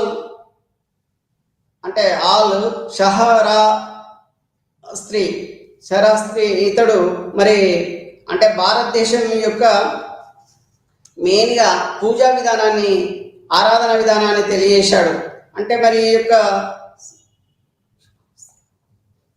శస్త్రాస్తిని గురించి చెప్పాలంటే మెయిన్గా మరి సూర్య ఆరాధకులు, మరి చంద్ర ఆరాధకులు, మరి చెట్ల ఆరాధకులు, మరియు అగ్ని ఆరాధకులు, అంటే జల ఆధారకులుగా మనం చెప్పుకోవచ్చు. ఇవే కాకుండా పైథాగరస్ సిద్ధాంతాలను, మరి బ్రహ్మసూత్రాలను, మరి ఆస్ట్రాలజీని, మ్యాథమెటిక్స్ను, మెడిసిన్స్ను, మరి స్కల్ప్చర్ను, మరి కలర్ రంగుల పెయింటింగ్ను, చిత్రకళను, మరి తర్వాత వాస్తు శాస్త్రాన్ని, మ్యూజిక్ను కూడా మన నుండి నేర్చుకోవడం జరిగింది. అంటే మన యొక్క గ్రంథాలను వాళ్ళు ట్రాన్స్లేషన్ చేసి వాళ్ళ భాషల్లోనికి, అంటే అరబిక్లోనికి, పర్షియా భాషల్లోనికి ట్రాన్స్లేషన్ చేసి వాటిని వాళ్ళ దేశాలకు వివరించడం, అక్కడ నుండి యూరోప్ కంట్రీకి తెలియపరచడం జరిగింది. అంటే మన యొక్క గ్రంథాలు గొప్పవిగానే మనం చెప్పుకోవచ్చు. దీన్ని బట్టి మన గ్రంథాలను చెప్పుకోవచ్చు. ఎందుకంటే మెడిసిన్లో తీసుకుంటే చరకుడు చరక సంహిత, మరి సుశ్రుతుడు సుశ్రుత సంహిత, మరి వాటి యొక్క గ్రంథాలను కూడా వారు ట్రాన్స్లేషన్ చేయడం జరిగింది. మరి ఇబన్ నందిన్ మరి ఈ ట్రాన్స్లేషన్కు మెయిన్గా ఉండడం జరిగింది. ఇదే కాకుండా మరి భారతీయ పండితులు కూడా బల్లా, మంక, బాజీగర్, పాల్ మొదలైన వారు మరి వాళ్ళ యొక్క గ్రంథాలను కూడా మరి చదవడం జరిగింది. ఇదే కాకుండా మెయిన్గా సంఖ్యాక శాస్త్రాలను, 1 2 3లను, మరి మ్యాథమెటిక్స్ను, దశాంశ పద్ధతిని మన దగ్గర నుండి నేర్చుకొని వాళ్ళ యొక్క అరబ్ కంట్రీల నుండి యూరోప్ కంట్రీలకు మరి వ్యాపింపజేయడం జరిగింది. అంటే వీటితో పాటు వీరు సెర్చ్ చేసినటువంటిది ఏంటిదంటే మెయిన్గా విమర్శించినటువంటిది ఈ దేవదాసి వ్యవస్థను, మరి సతీ సహగమన దురాచారాన్ని వీరు తెలియపరచడం జరిగింది. అంటే భారతదేశంలో ఇలాంటి దురాచారాలు ఉన్నాయన్నట్టుగా వీరు చెప్పడం జరిగింది. అంటే జాగ్రఫికల్ కండిషన్ తెలిసినటువంటి వారు మరి ఇస్తాకరి మరి 951లో ఇస్తాకరి, అతని యొక్క ఫ్రెండ్ మరి హిబ్ను హుక్కర్లు కలిసి, అంటే హిబ్ను హుక్కలు కలిసి మరి జాగ్రఫికల్ మ్యాప్లను వేయడం జరిగింది. మెయిన్గా సింధు ప్రాంతానికి చెందినటువంటి మ్యాప్లను వీళ్ళు వేరువేరుగా వేయడం జరిగింది. అంటే ఇద్దరు ఫ్రెండ్స్ అయ్యారు మధ్యలో. తర్వాత వాళ్ళిద్దరూ మెయిన్గా ఈ సింధు నది పరిసర ప్రాంతాలలోని జాగ్రఫికల్ భౌగోళిక పటాలను తయారు చేయడం జరిగింది. మరి ఈ యొక్క ఇబ్ను ఊకల్ కనుక తీసుకున్నట్టయితే అతను రాసినటువంటి గ్రంథాలు కితాబ్ అల్ అక్వాలిన్ మరియు మసాలిక్ వాల్ మమాలిక్ అనేటువంటి గ్రంథం, మరి కితాబు సూరత్ ఆల్ హజ్ అనేటువంటి గ్రంథాలను కూడా రాయడం జరిగింది. అంటే ఇక్కడ వీరు అంటే భౌగోళిక మెయిన్గా పరిస్థితులను గురించి వివరించడం జరిగింది వీళ్ళిద్దరూ. ఎందుకంటే భౌగోళిక శాస్త్రవేత్తలు. మరి వీరే కాకుండా ఆలీ కూపి, మరి ఈ యొక్క ఆలీ కూపి చచనామా అనేటువంటి గ్రంథాన్ని రాశాడు. మరి చచనామా గ్రంథం తాను రాసినటువంటిది కాదు, అది సొంతం, అది ట్రాన్స్లేషన్ మాత్రమే అరబిక్లో. మరి మరి కాసిం నాటి కాలంలో 712-11లో మరి ఆ యుద్ధానికి సంబంధించినటువంటి దాన్ని అరబ్బీ భాషలో రాస్తే దాన్ని పార్షిక భాషలోనికి ఇతడు ట్రాన్స్లేషన్ చేసే ముందు ఏం చేశాడంటే అతనికి తెలిసినటువంటి అక్కడ స్థానికంగా ఉండేటువంటి స్థానిక పురాణాలను, ఇతిహాసాలను, వృత్తాంతాలను దానిలో కల్పించి రాయడం జరిగింది. అంటే ఉన్నది ఉన్నట్టు కాకుండా చచనామా మొదలు అరబిక్ గ్రంథంలో ఉన్నది ఉన్నట్టు కాకుండా అక్కడ ఉండేటువంటి స్థానిక పురాణాలను వివరాలను తెలుసుకొని వాటిని యాడ్ చేయడం జరిగింది. అంటే ఈ విధంగా మరి చచనామా గ్రంథం, ఎందుకంటే చచ అనేటువంటి రాజు ఆ వంశం డైనాసిటీ కూడా అతని పేరు మీదనే డైనాసిటీ సింధు ప్రాంతంలో ఏర్పడడం జరిగింది. కాబట్టి అతని పేరు మీదనే చచ్చు అన్నాం. నామా అంటే గ్రంథం, చరిత్ర గ్రంథం. కాబట్టి మరి చచనామా అనేటువంటి గ్రంథాన్ని ఆలీ కూపి మరి ట్రాన్స్లేషన్ చేసి మరి దాన్ని అందుకే ఫతేనామా సింధు అని కూడా అంటారు. ఫతేనామా సింధు అని కూడా పిలవడం జరుగుతుంది. అందుకే తారీఖ్ అల్ హిందూ అని కూడా అంటాం దాన్ని. అంటే వివిధ పేర్లతోటి కూడా పిలవడం జరిగింది. ఏది ఏమైనా మరి ఆనాడు నాసిరుద్దీన్ కుబాచా వజీర్ అయినటువంటి ఐరన్ ఉల్ ముల్క్ సహాయంతో మరి ఆ యొక్క అంటే మనం ఖలీఫా యొక్క సహాయ సహకారాలతోటి కాసింని పంపించి మరి దహీర్ రాజు పైన దాడి చేసి మా ఓడించినటువంటి విధానాన్ని దీనిలో తెలియజెప్పడం జరిగింది. అంటే ఈ యొక్క బ్యాటల్ ఆఫ్ దేబల్ కానీ, ఈ యొక్క బ్యాటల్ ఆఫ్ రావార్లో కానీ దహీరు ఏ విధంగా ఓడిపోయాడో, మరి అతని 4000 సైన్యం, 3000 మరి అంటే 4000 రాజపుత్ర సైన్యం, 3000 బ్రాహ్మణ సైన్యాలు అయినప్పటికీ అతడు బ్రాహ్మణుడు. మరి ఈ బ్రాహ్మణ సైన్యాలు ముస్లిం సైన్యాలతోటి ఓడిపోవడం జరిగింది. ఆయనాడు సైనికాధ్యక్షుడు దహీర్ యొక్క సైనికాధ్యక్షుడు ఎవరో కాదు, వాళ్ళ యొక్క మేనల్లుడే. అయినప్పటికీ ఈ కాసిం తోటి మరి కాసిం యొక్క సైన్యం 6000 మరి సిరియా అశ్విక దళం ఉంది, మరి 3000 ఒంటెలు ఉన్నాయి. మరి వీటి యొక్క దాడికి తట్టుకోలేక దహీరు ఓడిపోవడం జరిగింది. వీటినన్నింటినీ మరి ఈ ఆలీ కూపి స్థానిక పురాణాలతో పాటు గ్రంథస్థం చేయడం జరిగింది. మరి ఆ తర్వాత చెప్పుకోదగ్గ ఈ పర్షియన్ గ్రంథాలలో చెప్పుకోదగ్గది మరొకటి ఏంటంటే మెయిన్గా మరి ఆల్ బేరూని. మరి ఆల్ బేరూని బహుభాషా పండితుడు. మరి ఇతడు రాసినటువంటి గ్రంథం కితాబ్ హాల్ హిందూ, దాన్ని తారీఖ్ ఈ హిందూ అని కూడా అంటాం. అంటే దీన్ని 1030లో తాను రచించడం జరిగింది. మెయిన్గా ఇతడు ఆల్బూరిని భారతదేశానికి ఎందుకై వచ్చాడంటే ఇతడు మహమ్మద్ గజని తీసుకొని రావడం జరిగింది. మరి మహమ్మద్ గజని అక్కడి ప్రాంతాలను జయించి దానిలో భాగంగానే ఈ యొక్క ఆల్ బేరూని కూడా తీసుకొని మరి 1017లో తన ఆస్థానంలో నిలుపుకోవడం జరిగింది. అయితే ఈ గజని భారతదేశం పైన దాడికి వస్తున్నప్పుడు అంటే 1022లో 1026 సోమనాథ దేవాలయం పైన దాడి చేస్తున్నప్పుడు మరి ఈ యొక్క ఆల్ బేరూని కూడా ఉండడం జరిగింది.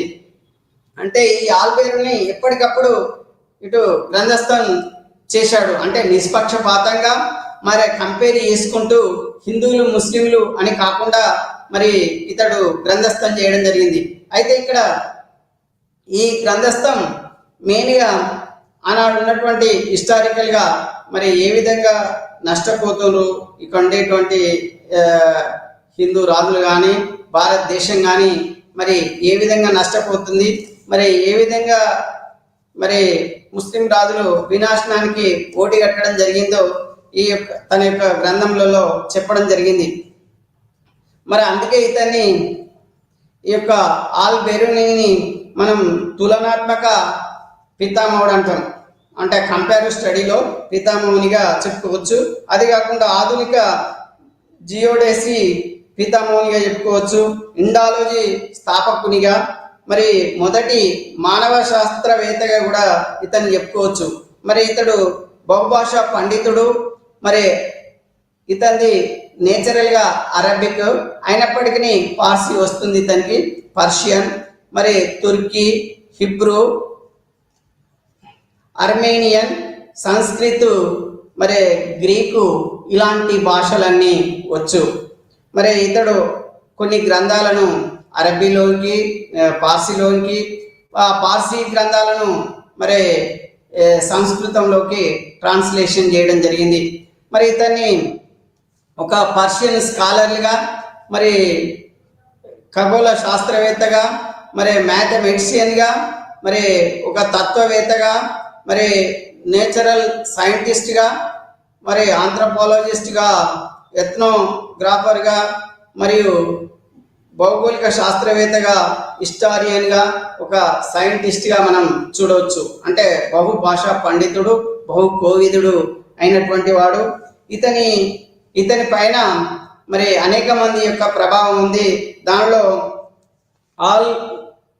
ఆల్ బటానీ యొక్క ప్రభావం, మరి వాప్ యొక్క ప్రభావం, అతని యొక్క గురువు అంటే నాసర్ మసూరు, మెయిన్గా ఇతని పైన ప్రభావం ఆర్యభట్టి యొక్క ప్రభావం ఉంది. అంటే వీళ్ళ యొక్క గ్రంథాలను చదివిన తర్వాత తాను కూడా మరి ఆ విధంగా రాయాలనేటువంటి ఆలోచనకు వచ్చినటువంటి వాడు. అంటే హిందూ బౌద్ధ గ్రంథాలను, జొరాస్ట్రియన్ గ్రంథాలను, మరి మానిచాయిజాన్ని, యూదు మతాన్ని, క్రైస్తవ మతాన్ని, సబియన్ల గురించి, క్వారాజియన్ల గురించి, ఇస్లాం గురించి, అరేబియా సాగనిజాన్ని గురించి మరి రాయడం జరిగింది. ఇదే కాకుండా త్రికోణమితిని ఉపయోగించి కొండల యొక్క ఎత్తును, దాని యొక్క భూమి యొక్క వ్యాసాన్ని, మరి అంటే పతంజలి యొక్క యోగ శాస్త్రాన్ని, మరి ఇవన్నిటిని చెప్పడం జరిగింది. అయినప్పటికీ ఇతడు విమర్శించినటువంటిది భారతదేశంలో ఉన్నటువంటి దురాచారం, సతీ దురాచారాన్ని కూడా ఇతడు తెలియజేయడం జరిగింది. మరి ఇతడు ఇవే కాకుండా ఇబన్ బటూటా మరి 1325లో ఉన్నటువంటి మరి మొహమ్మద్ బిన్ తుగ్లక్ కాలం నాటివాడు. మరి ఇబన్ బటూటా ఈ యొక్క తుగ్లక్ కాలం నాటి విశేషాలను మొత్తం ఇతడు తెలియజేయడం జరిగింది. ఎందుకంటే మెయిన్గా ఇతడు వచ్చి ఎందుకంటే వేదాంత పండితుల యొక్క కుటుంబానికి చెందినటువంటి వాడు, కాజీల కుటుంబానికి చెందినటువంటి వాడు.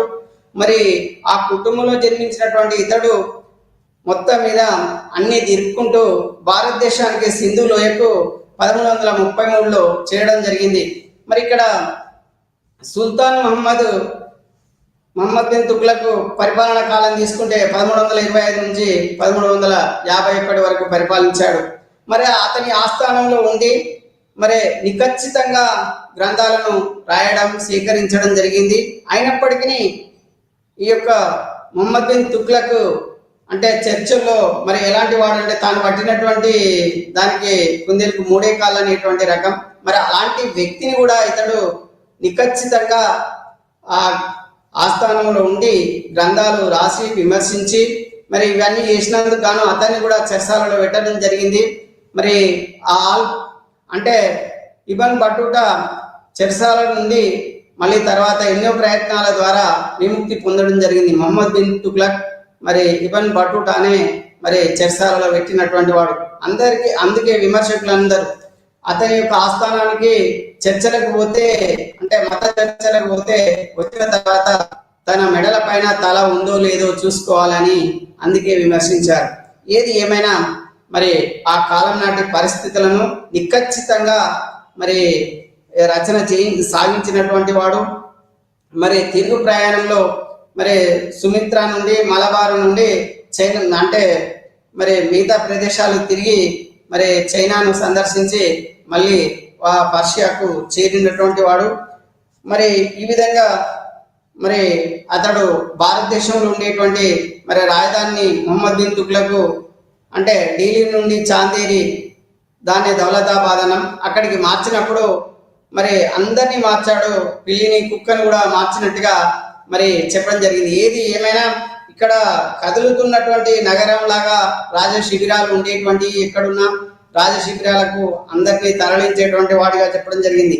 ఇదే కాకుండా ఇవన్ బట్టుట భారతదేశంలోని ఆవుల యొక్క పూజనీయమైనటువంటి విధానాన్ని మరియు శుచి శుభ్రతను మరి ముస్లింలను హిందువులు అంటే భారతీయులు ఆ ఇంటిలోకి రానికపోవడం, వాళ్ళ ప్లేట్లను ఇవ్వకపోవడం ఇలాంటివన్నీ కూడా చేయడం జరిగింది అనేటువంటి విమర్శనే కాకుండా భారతీయులు మరి ఏదైనా ఉంటే అంటే ఫ్రీగా చెప్పరు, దాన్ని దాచిపెడతారు అనేటువంటి విధానంలో అతడు చెప్పడం జరిగింది.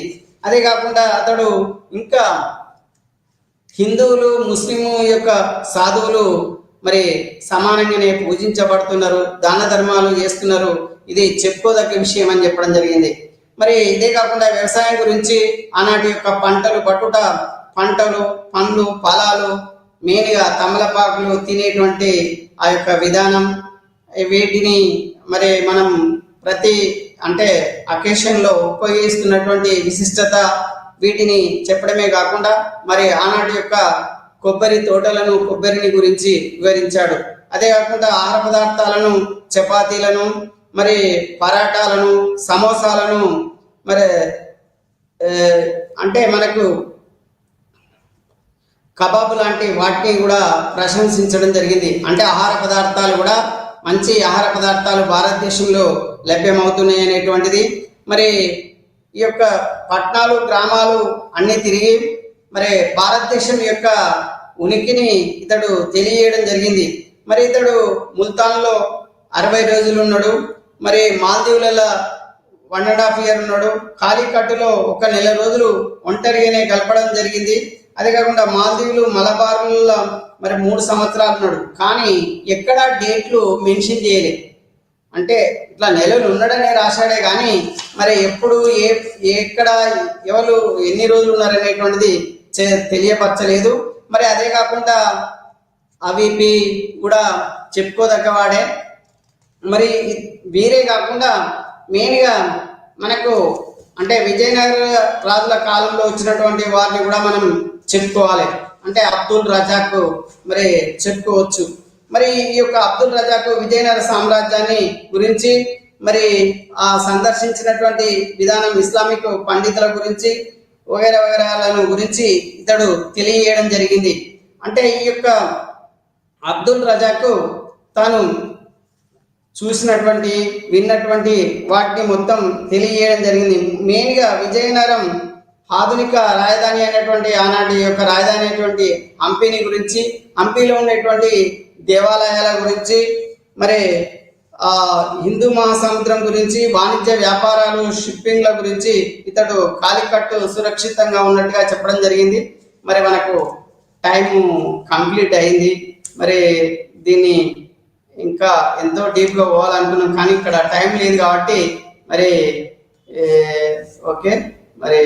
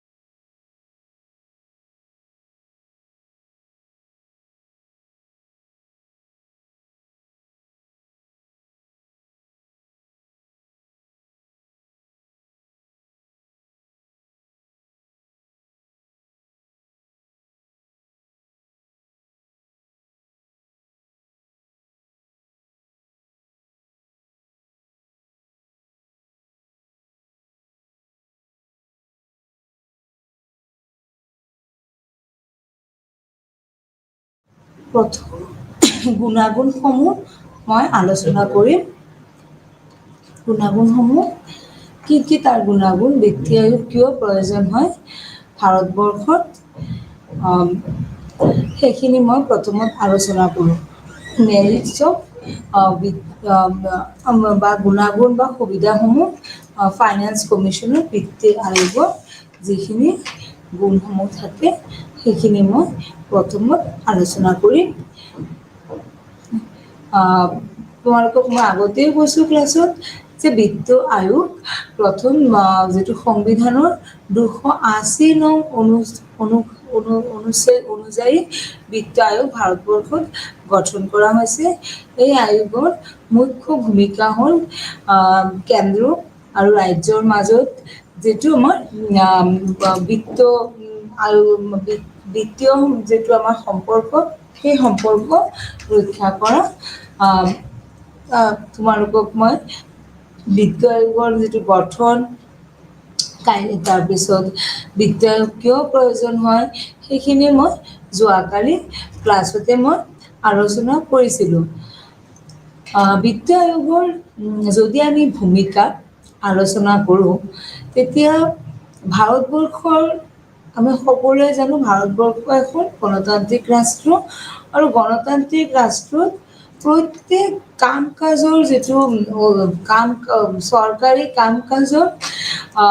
কাম কাজৰ হিচাপ নিকাচ ৰাইজক দিব লাগে, জনসাধাৰণক দিব লাগে। সেইকাৰণে গণতান্ত্ৰিক ৰাষ্ট্ৰত আমাৰ গণতান্ত্ৰিক ৰাষ্ট্ৰত মন্ত্ৰীসকলক আমিয়ে নিযুক্তি দিওঁ, আমি মানে নাগৰিকসকলে ভোটদানৰ জৰিয়তে।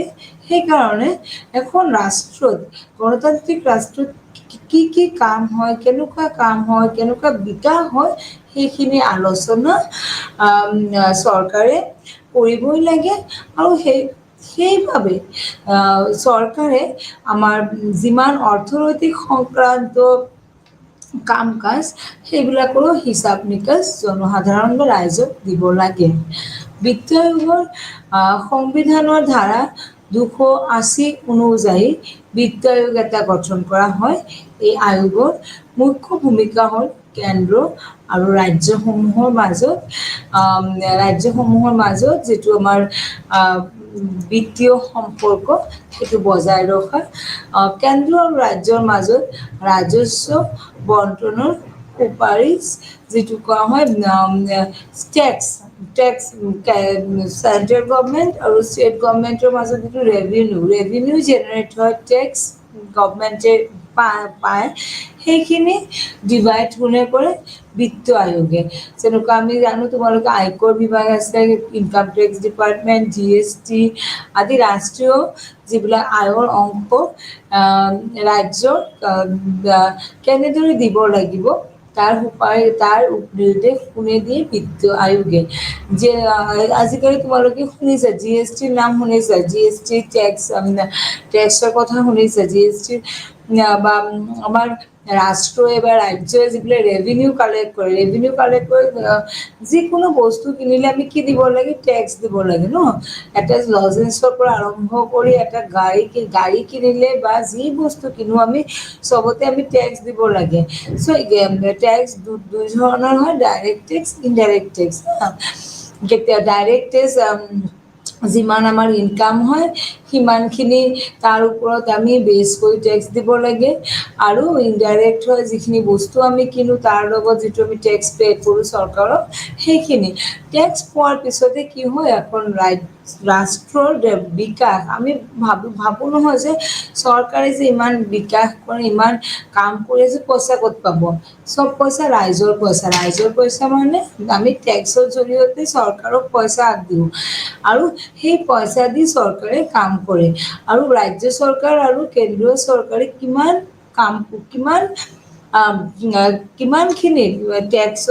কিমানখিনি পইচা দিব লাগিব, এইখিনি কামো কোনে কৰে? আমাৰ বিত্ত আয়োগে তাৰ নিৰ্দেশ দিয়ে, তাৰ সেইখিনি কাম কৰে। কেন্দ্ৰীয় অনুদানৰ 2 নম্বৰ হ'ল কেন্দ্ৰীয় অনুদানৰ বিষয়ে পৰামৰ্শ। চেন্ট্ৰেল গভমেণ্টক এডভাইচ দিয়ে কোনে? বিত্ত আয়োগে, যি বিশেষভাৱে পিছপৰা ৰাজ্যসমূহৰ উন্নয়নৰ খৰচৰ বাবে কেনেকৈ অনুদান দিব লাগে তাৰ পৰামৰ্শ দিয়ে কোনে বিত্ত আয়োগে। তোমালোকে জানা চব ভাৰতবৰ্ষৰ চব ৰাষ্ট্ৰই উন্নত, চব ৰাজ্য কি উন্নত নহয়, একেধৰণে উন্নত নহয়। যেনেকুৱা উদাহৰণস্বৰূপে অসমৰ কথা, অসমত কি হৈছে, অসম আমি বহুত পিছ পৰি আছো অন্যান্য ৰাজ্যৰ পৰা।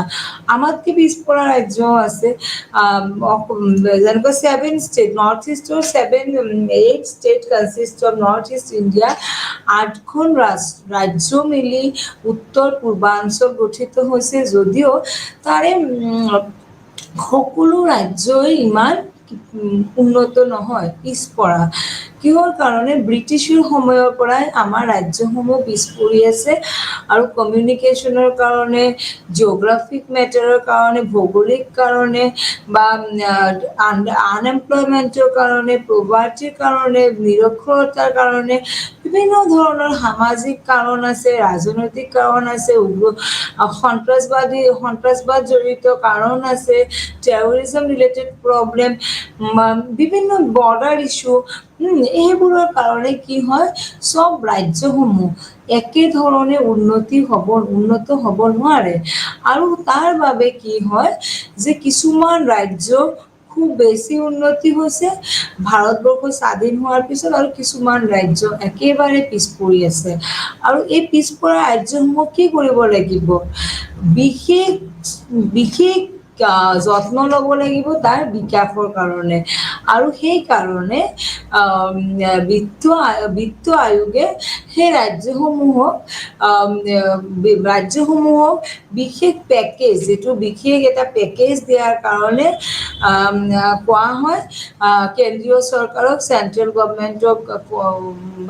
গভমেণ্টক পৰামৰ্শ দিয়ে বিত্ত আয়োগে যে সেই ৰাজ্যসমূহৰ উন্নতিৰ কাৰণে চবকেতো চব ৰাজ্যততো পইচা দিয়ে চব কেন্দ্ৰীয় চৰকাৰে, কিন্তু কিছুমান বিশেষ পেকেজ অলপ বেছি পৰিমাণে সেই ৰাজ্যসমূহত দিয়ে। যেনেকুৱা এতিয়া যদি আমি নৰ্থ ইষ্ট ইণ্ডিয়াৰ কথা কওঁ, অসমৰ কথা কওঁ, অসমত বহুত ধৰণৰ পেকেজ দিয়া হয়। যেনেকুৱা ফ্লাড ইছ্যু আমাৰ এটা ৰাষ্ট্ৰীয় প্ৰব্লেম, নেশ্যনেল, যদিও এইটো ডিক্লেয়াৰ কৰা নাই নেশ্যনেল প্ৰব্লেম বুলি, ডিজাষ্টাৰ এটা ফ্লাড হ'লে তোমালোকে দেখিছা কেনেকুৱা আমাৰ অসমত ক্ষতি সাধন হয়। তেতিয়া কেন্দ্ৰীয় চৰকাৰে বিশেষকে কি কৰা হয়, বিশেষকে খৰচৰ কাৰণে, যে ফ্লাড ইছ্যুৰ কাৰণে, ফ্লাডৰ ভিক্টিমসকলৰ কাৰণে পইচা অনুদান দিয়ে। আৰু এনেকুৱা বিভিন্ন কাম কাজৰ কাৰণে, যিটো আমাৰ নৰ্থ ইষ্ট ডেভেলপমেণ্টৰ কাৰণেও পইচা পাতি দিয়া হয়। আৰু সেইখিনি কোনে চোৱা চিতা কৰে? বিত্ত আয়োগে সেইখিনি গোটেইখিনিৰ এটা আলোচনা কৰি লয়। তাৰপিছত আছে পঞ্চায়ত আৰু পৌৰ সংস্থাৰ বাবে বিত্তীয় সহায়। স্থানীয় স্বায়ত্তশাসিত সংস্থাৰ বিত্তীয় চাহিদা পৰ্যালোচনা কৰি কেন্দ্ৰক অনুদানৰ বিষয়ে পৰামৰ্শ দিয়ে। পঞ্চায়ত আৰু পৌৰ সংস্থাৰ বাবে বিত্তীয় যিটো সহায়, পঞ্চায়তৰ কথা আমি ক'বই লাগিব, যিহেতু ভাৰতবৰ্ষ এখন কৃষিভিত্তিক ৰাজ্য, আৰু য'ত 70% মানুহ গাঁৱত বসবাস কৰে। আৰু পঞ্চায়ত এটা বিশেষ ভূমিকা তাতে গ্ৰহণ কৰে। সেইকাৰণে পঞ্চায়তে বিশেষ ভূমিকা সেইকাৰণে গ্ৰহণ কৰে,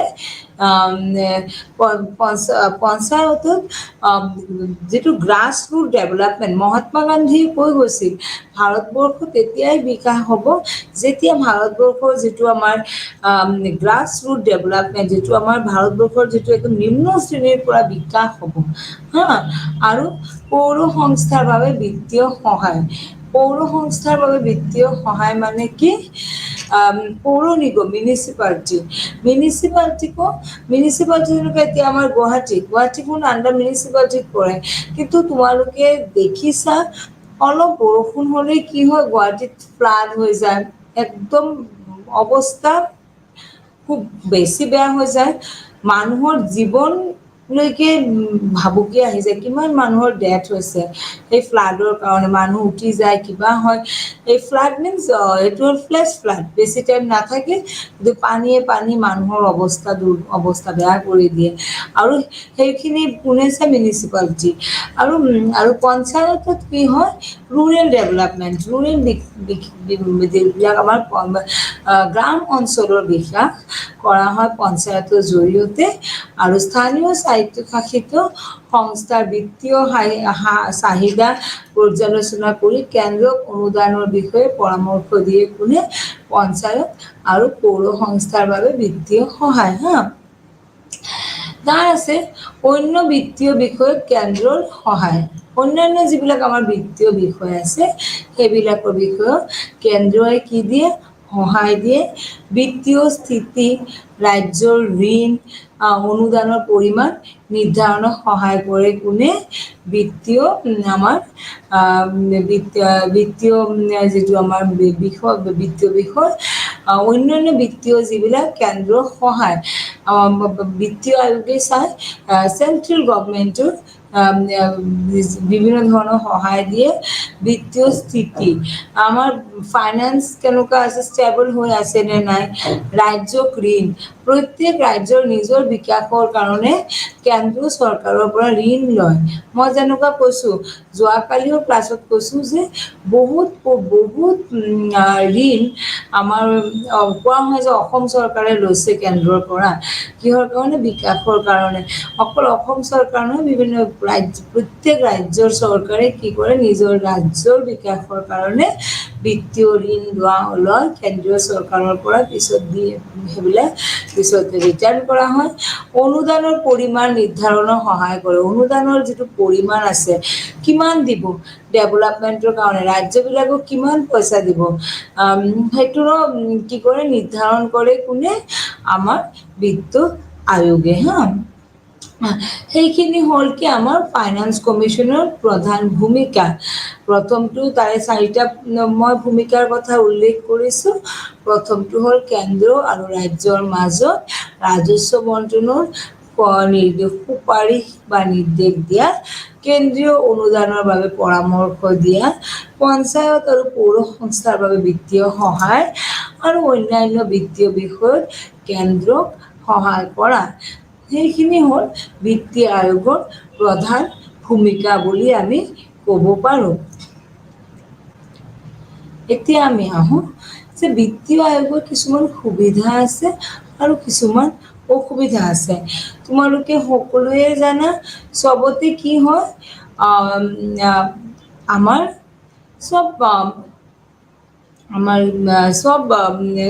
যিকোনো আয়োগ কোৱা, যিকোনো সংস্থা কোৱা, যিকোনো আমাৰ সংস্থা কোৱা, তাতে কিছুমান বা চৰকাৰৰো কিছুমান গুণ থাকে আৰু কিছুমান দুখ থাকে।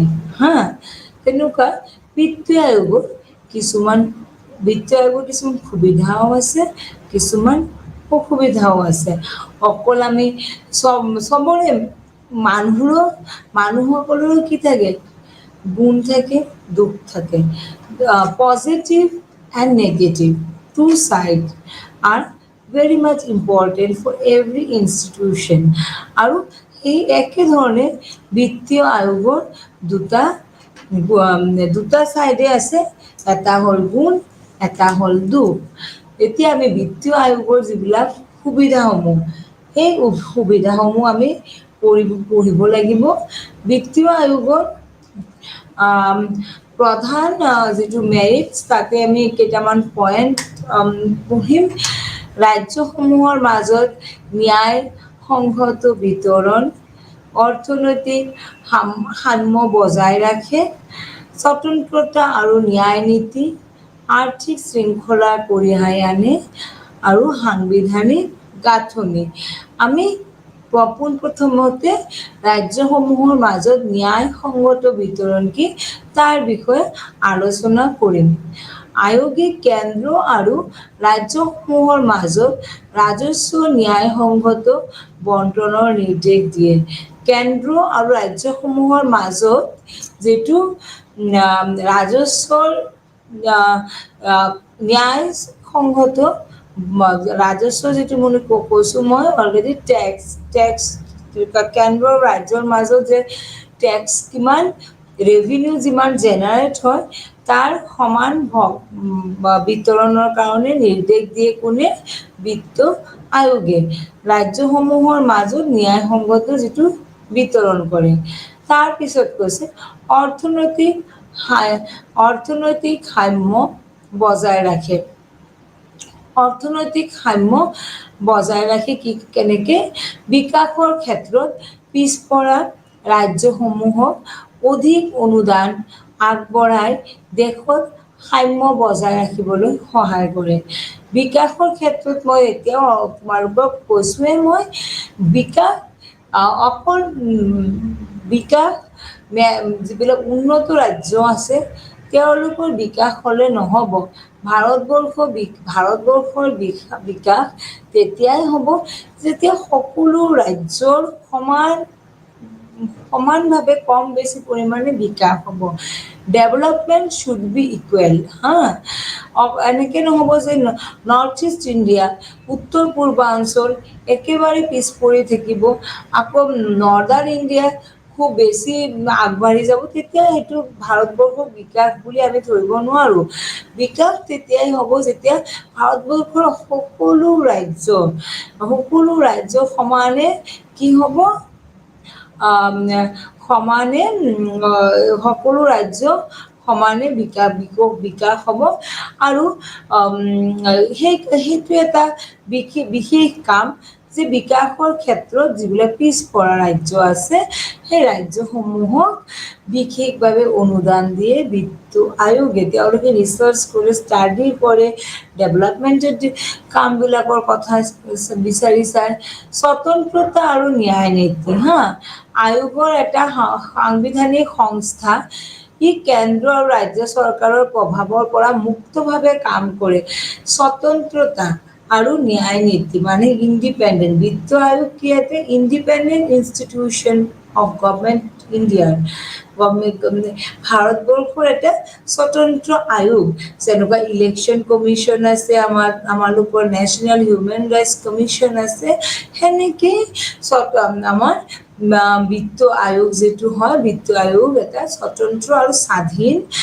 আয়োগ আৰু এই আয়োগ এটা সাংবিধানিক সংস্থা ই কেন্দ্ৰ আৰু ৰাজ্য চৰকাৰৰ প্ৰভাৱৰ পৰা মুক্তভাৱে কাম কৰে কেন্দ্ৰ চৰকাৰে হেঁচা দি কাম কৰাব নোৱাৰে না ৰাজ্য চৰকাৰে হেঁচা দি কাম কৰাব পাৰে বিত্ত আয়োগ নিউট্ৰেল হৈ কাম কৰে বিকাশৰ কাৰণে কাম কৰে বিশেষকৈ অৰ্থনৈতিক বিকাশৰ কাৰণে কাম কৰে আৰু অৰ্থনৈতিক বিকাশ যেতিয়া এখন ৰাষ্ট্ৰৰ হ'ব তেতিয়া সেই ৰাষ্ট্ৰৰ বাকী যিবিলাক অৰ্থনীতিৰ লগত জড়িত বিকাশসমূহ হয় সেইকাৰণে বিত্ত আয়োগৰ এটা স্বাধীন আৰু ন্যায় নীতি সংক্ৰান্ত আয়োগ আৰ্থিক শৃংখলা কঢ়িয়াই আনে আৰ্থিক শৃংখলা যিটো ডিচিপ্লিন অফ ইকনমি সেইটো কোনে আনে বিত্ত আয়োগে বাজেট আৰু ব্যয়ৰ ক্ষেত্ৰত আৰ্থিক শৃংখলা বজাই ৰাখিবলৈ চৰকাৰক পৰামৰ্শ দিয়ে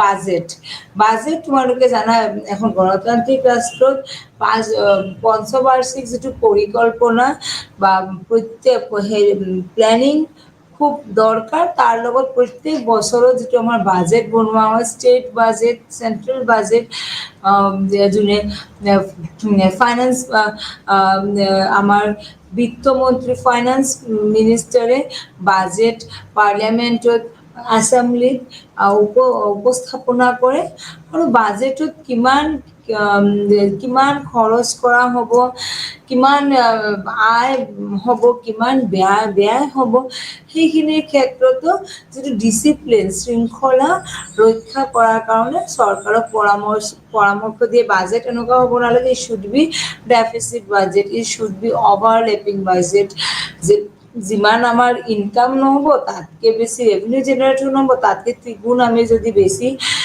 কি কৰোঁ খৰচ কৰোঁ সেইখিনি আমি কৰিব নোৱাৰিম। আয়োগে বাজেট আৰু ব্যয়ৰ ক্ষেত্ৰত কি কৰে আৰ্থিক শৃংখলা বজাই ৰাখিবলৈ চৰকাৰক পৰামৰ্শ দিয়ে। আৰু সাংবিধানিক গাঁথনি যিটো মই কৈছোঁ কনষ্টিটিউশ্যনেল পিলাৰ সংবিধানৰ ধাৰা 280 অনুযায়ী আয়োগে গঠন হয়। সেয়েহে ইয়াৰ সিদ্ধান্ত আইনভাৱে গুৰুত্বপূৰ্ণ আৰু তাৰ সংবিধানৰ কি ধাৰা 280 অনুযায়ী আয়োগে গঠন কৰে আৰু সেই সিদ্ধান্ত আয়োগৰ গুৰুত্বপূৰ্ণ। এইটো হ'ল কি এইখিনি হ'ল আমাৰ মেৰিটছ অফ ফাইনেন্স কমিশ্যন ভাৰতৰ যিবিলাক বিত্ত আয়োগ আছে সেই বিত্ত আয়োগৰ সুবিধাসমূহ। এতিয়া আমি পঢ়িম বিত্ত আয়োগৰ কিছুমান অসুবিধা আছে।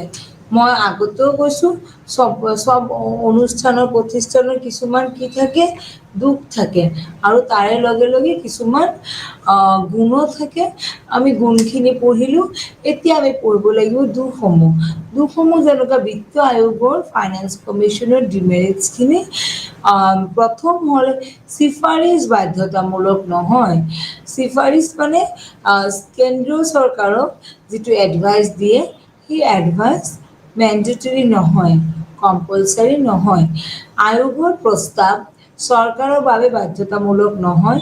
চৰকাৰী ইচ্ছা অনুসৰি গ্ৰহণ কৰিব পাৰে নকৰিব পাৰে। তোমালোকে জানাই Democratic country, Democratic government, it may be people government but when it take powers for 5 years 5 বছৰৰ কাৰণে যেতিয়া নিজৰ হাতত ক্ষমতা আহি যায় তেতিয়া চৰকাৰে বহুতখিনি কাম নিজৰ মতে কৰে। সেইটো একদম নেচাৰেল। সেইটো আমি সেইকাৰণে বিত্ত আয়োগে বহুত ক্ষেত্ৰত যদিও চৰকাৰক কি দিয়া হয় কেন্দ্ৰীয় চৰকাৰ ৰাজ্য চৰকাৰক উপদেশ দিয়ে তেওঁলোকে গ্ৰহণো নকৰিব পাৰে, তেওঁলোকে নিজৰ মতে কাম কৰিব পাৰে। সেইকাৰণে সেইটো এটা তাৰ ডিমেৰিটছ বা দুখ যে বিত্ত আয়োগে সেইখিনি কাম কৰে। তাৰপিছত সময়সীমাৰ বিজু সীমাবদ্ধতা। প্ৰতিটো আয়োগ কেৱল 5 বছৰৰ কাৰ্যকালৰ বাবে হয়। ফলস্বৰূপ দীঘলীয়া পৰিকল্পনা কঠিন হয়। It should not be it should not be long process. বিত্ত আয়োগ যিটো গঠন কৰা হয় 5 বছৰৰ কাৰণে কৰা হয় আৰু 5 বছৰৰ কাৰণে যিহেতু কৰা হয় সেইকাৰণে যিটো আমাৰ পঞ্চবাৰ্ষিক পৰিকল্পনাত 5 বছৰত ইমানখিনি হ'ব। তোমালোকে জানাই যে আমাৰ চৰকাৰী বহুত আঁচনি গ্ৰহণ কৰা হয়। এই আঁচনিসমূহ যে ইমপ্লিমেণ্ট কৰাটো বহুত সমস্যা আৰু সেই সমস্যাসমূহ সেইটো কাৰণে সমস্যা আৰু এই তাৰ কাৰ্যকাল কৰাটো বহুত অসুবিধাজনক হৈ যায় আৰু সেইকাৰণে যদিও বিত্ত আয়োগে বিভিন্ন ধৰণৰ আঁচনি গ্ৰহণ কৰে বহুত ক্ষেত্ৰত দেখা পোৱা যায় সেই আঁচনিসমূহ কি হয় ফুলফিল নহয়, সম্পূৰ্ণ হৈ নুঠে যিহেতু 5 বছৰৰ কাৰণে আয়োগটো গঠন কৰা হয় আৰু চৰকাৰী কাৰ্যকাল কামসমূহ অলপ লেহেম গতিত চলে যাৰ বাবে বহুত পৰিকল্পনা বিফল হয়। তাৰপিছত কৈছে পলিটিকেল প্ৰভাৱৰ আশংকা। যদিও আয়োগ স্বতন্ত্ৰ তেন্তেও কেতিয়াবা কেন্দ্ৰীয় চৰকাৰৰ প্ৰভাৱৰ আশংকা থাকে। যিটো পলিটিকেল প্ৰেছাৰ ডেম'ক্ৰেচি এইটো একদম নৰ্মেল কথা। যদিও আমাৰ যদি প্ৰেচিডেণ্ট অফ ইণ্ডিয়াৰ পৰা ৰাষ্ট্ৰপতিৰ পৰা আৰম্ভ কৰি প্ৰত্যেক মন্ত্ৰীসকল যেতিয়া কাৰোবাৰ অধীনত থাকে যদিও কোৱা হয় ইণ্ডিপেণ্ডেণ্ট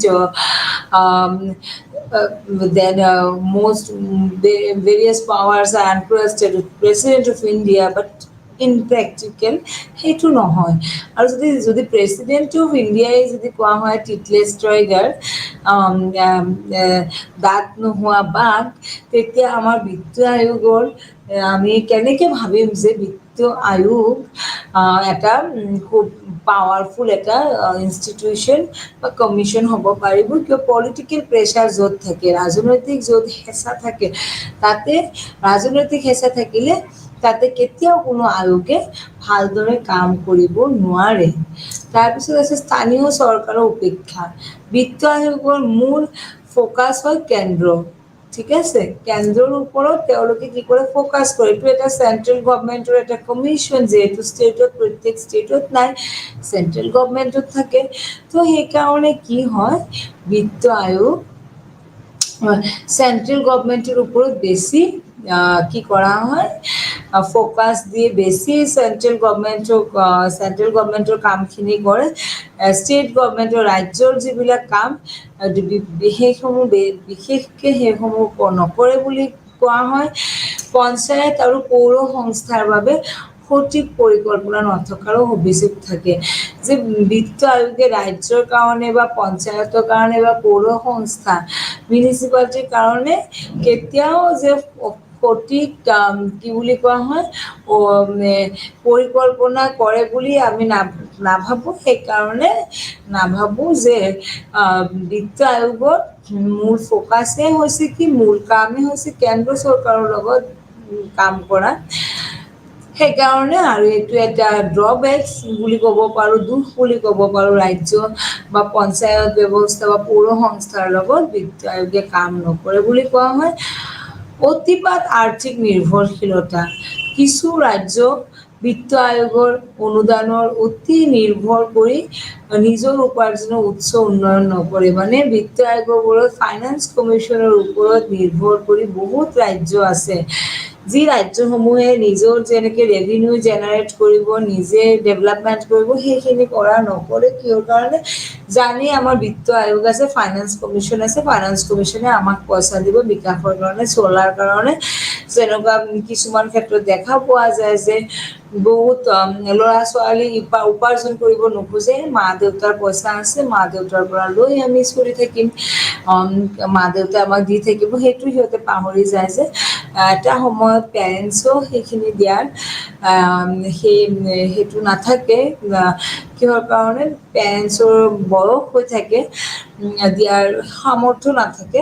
তেনেকুৱা বিত্ত আয়োগৰ কথাও মই ক'ব বিচাৰোঁ যে ৰাজ্য যদি সদায় যদি একদম বিত্ত আয়োগৰ ওপৰত সেই ডিপেণ্ড হৈ থাকে যে আমাক দিব, আমাৰ কমিশ্যন এটা আছে, বিত্ত আয়োগে আমাক পইচা দিবই, তেতিয়া কেতিয়াও সেই ৰাজ্যৰ কি নহ'ব, উন্নতি নহ'ব। আৰু সেইটো এটা ডাঙৰ ডিমেৰিটছ হয় বিত্ত আয়োগৰ। সেইখিনি এই 4টা পইণ্ট, 5টা পইণ্ট, 1, 2, 3, 4, 5টা পইণ্ট হ'ল বিত্ত আয়োগৰ যিবিলাক অসুবিধা। মই আকৌ কৈ দি আছোঁ, এইটো চিফাৰিছ বাধ্যতামূলক নহয়, সীমাবদ্ধতা, পলিটিকেল প্ৰভাৱৰ আকাংক্ষা, স্থানীয় চৰকাৰৰ উপেক্ষা, অতিপাত আৰ্থিক নিৰ্ভৰশীলতা। সেইকেইটা হ'ল বিত্ত আয়োগৰ আমাৰ দুখসমূহ, অসুবিধাসমূহ। কেতিয়াবা পৰীক্ষাত আহিব পাৰে তোমালোকৰ যে বিত্ত আয়োগৰ দুখসমূহ আলোচনা কৰা আৰু বিত্ত আয়োগৰ গুণসমূহ আলোচনা কৰা, বা কেতিয়াবা আহিব পাৰে বিত্ত আয়োগৰ ডিমেৰিটছসমূহ, বিত্ত আয়োগৰ কিয় নালাগে বুলি যদি আহে তোমালোকৰ কোৱেশ্যন, বিত্ত আয়োগৰ কিয় প্ৰয়োজন নাই, তেতিয়া তোমালোকে ডিমেৰিটছ অফ ফাইনেন্স কমিশ্যনটো লিখিলেই হ'ব পৰীক্ষাত। এতিয়া মই পঢ়াম তোমালোকক যিটো finance commission and economic development of India. Finance কমিশ্যনৰ লগত বিত্ত আয়োগ, বা যিটো অসমীয়াত আৰু এটা নাম আছে ভাৰতী আয়োগ, ভাৰতী আয়োগ আৰু ভাৰতীয় অৰ্থনৈতিক উন্নতিৰ লগত খুব ওতঃপ্ৰোতভাৱে জড়িত বুলি আমি ক'ব পাৰোঁ। আৰু কিহৰ কাৰণে, ভাৰতী আয়োগ হৈছে ভাৰতীয় সংবিধানৰ 280 অনুসৰি গঠন কৰা এখন সাংবিধানিক সংস্থা। এই আয়োগটোৱে ৰাষ্ট্ৰপতিক পৰামৰ্শ দিয়ে কিমান ৰাজস্ব, ৰেভিনিউ কেন্দ্ৰ আৰু ৰাজ্যৰ মাজত কেনেকৈ বণ্টন কৰা হ'ব। ৰাষ্ট্ৰপতি কোনে, ৰাষ্ট্ৰপতি হ'ল ৰাষ্ট্ৰপ্ৰধান, ৰাষ্ট্ৰপতি কোনে, এই আয়োগে কি কৰে, পৰামৰ্শ দিয়ে যে কেন্দ্ৰ আৰু ৰাজ্যৰ মাজত কেনেকৈ বণ্টন, কেনেকৈ কি কৰিব, মাজত টেক্স বা ৰেভিনিউ দিয়া হ'ব, তাৰ উপৰি আলোচনা কৰা হয়। সেইকাৰণে ভাৰতী আয়োগক যিটো মানে বিত্ত আয়োগৰ অৰ্থনৈতিক উন্নয়নৰ কিছুমান কাৰ্যসমূহ এতিয়া আমি পঢ়িম।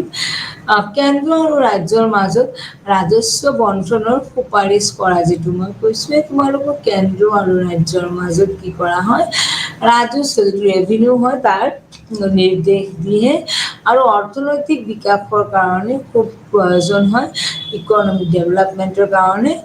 তাৰপিছত পুনৰাই বিতৰণীয় অনুদান, গ্ৰেণ্ট ইন এইড সম্পৰ্কে পৰামৰ্শ দিয়া। গ্ৰেণ্ট ইন এইড মানে ৰাষ্ট্ৰসমূহক, যিসমূহ ৰাষ্ট্ৰ দুৰ্বল ৰাষ্ট্ৰ, সেই ৰাজ্য আছে, সেই ৰাজ্যসমূহক গ্ৰান্ট যে কি বিশেষ সুবিধাসমূহ দিব লাগে, গ্ৰান্ট ইন এইড। আৰু অৰ্থনৈতিক অসমতা হ্ৰাস কৰা, যিটো economic imbalance, inequality between among the state, প্ৰত্যেক ৰাজ্যৰ মাজত যিটো অৰ্থনৈতিক, এতিয়া আমি ক'ব গ'লে যেনেকুৱা মুম্বাই কোৱা, চেন্নাই কোৱা, কেলকাতা কোৱা, বহুত ধনী ৰাজ্য কম্পাৰেটিভলি, আৰু যদি আমি ৰাজ্যসমূহৰ কথা ভাবোঁ, সেইটো কেনেকে আমি তাৰ হ্ৰাস কৰিব পাৰোঁ। চব ৰাজ্যবিলাক সমানে ধনী হ'ব লাগিব, সমানে বিকাশ হ'ব লাগিব, আৰু ৰাজ্যসমূহৰ আৰ্থিক ভাৰসাম্য বজাই ৰাখিবলৈ সহায় কৰে। Balance among the state. ভাৰতীয় অৰ্থনীতিৰ উন্নয়নৰ ভাৰতী আয়োগৰ ভূমিকা যথেষ্ট গুৰুত্বপূৰ্ণ। প্ৰথম সমবায়ী যুক্তৰাষ্ট্ৰ কোঅপাৰেটিভ ফেডাৰেলিজমৰ উৎসাহ দিয়ে, যিটো সমবায়ী ফেডাৰেলিজম বা কোৱাচি ফেডাৰেলিজম। তোমালোকক কৈছোঁ, ফেডাৰেলিজম মানে কি, যুক্তৰাষ্ট্ৰ মানে কি, কেন্দ্ৰ আৰু ৰাজ্যৰ মাজত সম্পৰ্ক। কেন্দ্ৰীয় চৰকাৰ বিশেষ ক্ষমতাসমূহ কেন্দ্ৰ চৰকাৰৰ হাতত থাকে, আৰু কেন্দ্ৰ চৰকাৰে ৰাজ্য চৰকাৰসমূহক কণ্ট্ৰল কৰে। আৰু বিত্ত আয়োগৰ জৰিয়তে কি হয়, যিটো আমাৰ ফেডাৰেলিজম আছে, যিটো আমাৰ যুক্তৰাষ্ট্ৰীয় শাসন ব্যৱস্থা আছে, সেই যুক্তৰাষ্ট্ৰীয় শাসন ব্যৱস্থাক খুব উৎসাহ দিয়ে। আঞ্চলিক বিকাশ আৰু ন্যায়পূৰ্ণ ৰাজস্ব বণ্টনৰ মাধ্যমে পিছপৰা ৰাজ্যসমূহৰ উন্নয়ন কৰা। ফেডাৰেলিজমৰ আৰু এটা মেইন কথা হ'ল আঞ্চলিক বিকাশ আৰু ন্যায়পূৰ্ণ যিটো আমাৰ ৰাজস্ব আছে, তাৰ বণ্টনৰ মাজত পিছপৰা ৰাজ্যসমূহৰ উন্নয়ন কৰা। আঞ্চলিক বিকাশ, ৰিজনেল ডেভেলপমেণ্ট কৰা, আৰু যিখিনি ৰাজ্য পিছ পৰি আছে, সেই ৰাজ্যসমূহক কি দিয়াৰ কাৰণে, ৰেভিনিউ দিয়াৰ কাৰণে, কি কাৰণে, বিকাশৰ কাৰণে, ৰেভিনিউ দিয়াৰ কাৰণে। উন্নয়নমূলক খৰচসমূহত সহায়, যেনেকে আমাৰ কেনেকে ডেভেলপমেণ্ট হ'ব, বিকাশৰ কাৰণে খৰচ কৰা, যেনেকুৱা শিক্ষাৰ কাৰণে বিশেষ পেকেজ দিয়ে। তোমালোকে দেখিছা এতিয়া কিমান ষ্টেট ইউনিভাৰ্চিটি অসমত হৈ আছে, বিশেষ স্কুলবিলাক, বিদ্যালয় হৈ আছে, মডেল কলেজবোৰ হৈ আছে। সেইবিলাক শিক্ষা যেতিয়া প্ৰত্যেক মানুহে শিক্ষিত হ'ব, যেনেকুৱা মিজোৰামত 100%, কেৰেলাত 100% মানুহ কি শিক্ষিত। নিৰক্ষৰ হ'লে এখন ৰাজ্য কেতিয়াও কি হ'ব নোৱাৰে, নিৰক্ষৰ মানুহ বেছি থাকিলে বিকাশ হ'ব নোৱাৰে। কিহৰ কাৰণে, আজিকালি চায়েন্স এণ্ড টেকনলজিৰ সময়, বিজ্ঞান আৰু প্ৰযুক্তিবিদ্যাৰ সময়। বিজ্ঞান আৰু প্ৰযুক্তিবিদ্যাৰ সময়ত প্ৰত্যেক নাগৰিকৰ কি হ'ব লাগিব, শিক্ষিত হ'ব লাগিব। স্বাস্থ্য ক্ষেত্ৰত কি কৰিব লাগে, শিক্ষা, স্বাস্থ্য, কৃষি, এই তিনিটা প্ৰধান উৎস হয় এখন ৰাজ্যৰ বিকাশৰ কাৰণে বা এখন ৰাষ্ট্ৰৰ বিকাশৰ কাৰণে। স্বাস্থ্য, প্ৰত্যেক নাগৰিকে কি হ'ব লাগিব, প্ৰত্যেক নাগৰিকে যাতে সুস্থ সবল থাকিব পাৰিব। যেতিয়া মানুহে ফিজিকেলি মেণ্টেলি যদি মানুহ এজন ফিট থাকে, তেতিয়াই তেওঁ কাম কৰিব পাৰিব। আনফিট মানুহেতো কাম কৰিব নোৱাৰে। আৰু কৃষি আদিত বাজেট সহায়, কৃষি ক্ষেত্ৰত যিহেতু মই আগতে বাৰে কৈ আছো, ভাৰতবৰ্ষ এখন কৃষি প্ৰধান দেশ, 70% মানুহ কৃষিৰ ওপৰত নিৰ্ভৰ কৰে। সেনেকে এখন ৰাজ্যত কৃষিৰ ওপৰত গুৰুত্ব দিয়াটো অতি প্ৰয়োজনীয়। আৰু ভাৰত চৰকাৰে কি কৰে কৃষি যিটো মডাৰ্ণ টেকনলজি বহুত ব্যৱহাৰ কৰাৰ কাৰণে ইতিমধ্যে কাম হাতত লৈছে, যিটো technology in agriculture, development of agriculture in technologically. আগতে তোমালোকে গম পোৱা, আগতে হাল যিটো হাল বৈছিল, গৰু দি হাল বৈছিল, এতিয়া কি ট্ৰেক্টৰৰ পিছত আৰু বিশেষকে মেচিন আহি গৈছে, য'ত বা ধান কাটা, পাচলি উঠোৱা, ধান কটাৰ কাৰণে এতিয়াও যদিও মানুহে নিজেই কৰে, মানুহে নিজে কৰিলে বহুত বেছি হ'লে কি হয়, মেচিনে কাটি দিয়ে, কাটি ধান ওলাই দিয়ে। পথাৰত যিখিনি উৎপাদন কৰা হয় সেইখিনি মেচিনেই চব কৰি দিয়ে। চ' সেইটো কোৱা হয় এগ্ৰিকালচাৰ ডেভেলপমেণ্ট, এগ্ৰিকালচাৰ টেকনলজি, কৃষি বিকাশ। আৰু ভাৰতবৰ্ষত আৰু এইখিনি বিকাশৰ কাৰণে কি কৰে, ফাইনেন্স কমিছনে বিশেষভাৱে বাজেট বনাই দিয়ে, নৈতিক অৰ্থনৈতিক পৰিসৰ সৃষ্টি, যাৰ জৰিয়তে ৰাজ্যসমূহে নিজৰ ৰাজস্ব আয় বৃদ্ধি কৰিব পাৰে। যাৰ জৰিয়তে কি কৰে, ৰাজ্যসমূহ নিজৰ যিটো ৰাজস্ব আছে সেই ৰাজস্ব আয়সমূহ বৃদ্ধি কৰিব পাৰে। নৈতিক অৰ্থনৈতিক পৰিসৰ বৃদ্ধি, বিত্ত আয়োগে নিজৰ যিটো ৰাজস্ব আছে, ইনকাম আছে, সেইবিলাক বৃদ্ধি কৰে।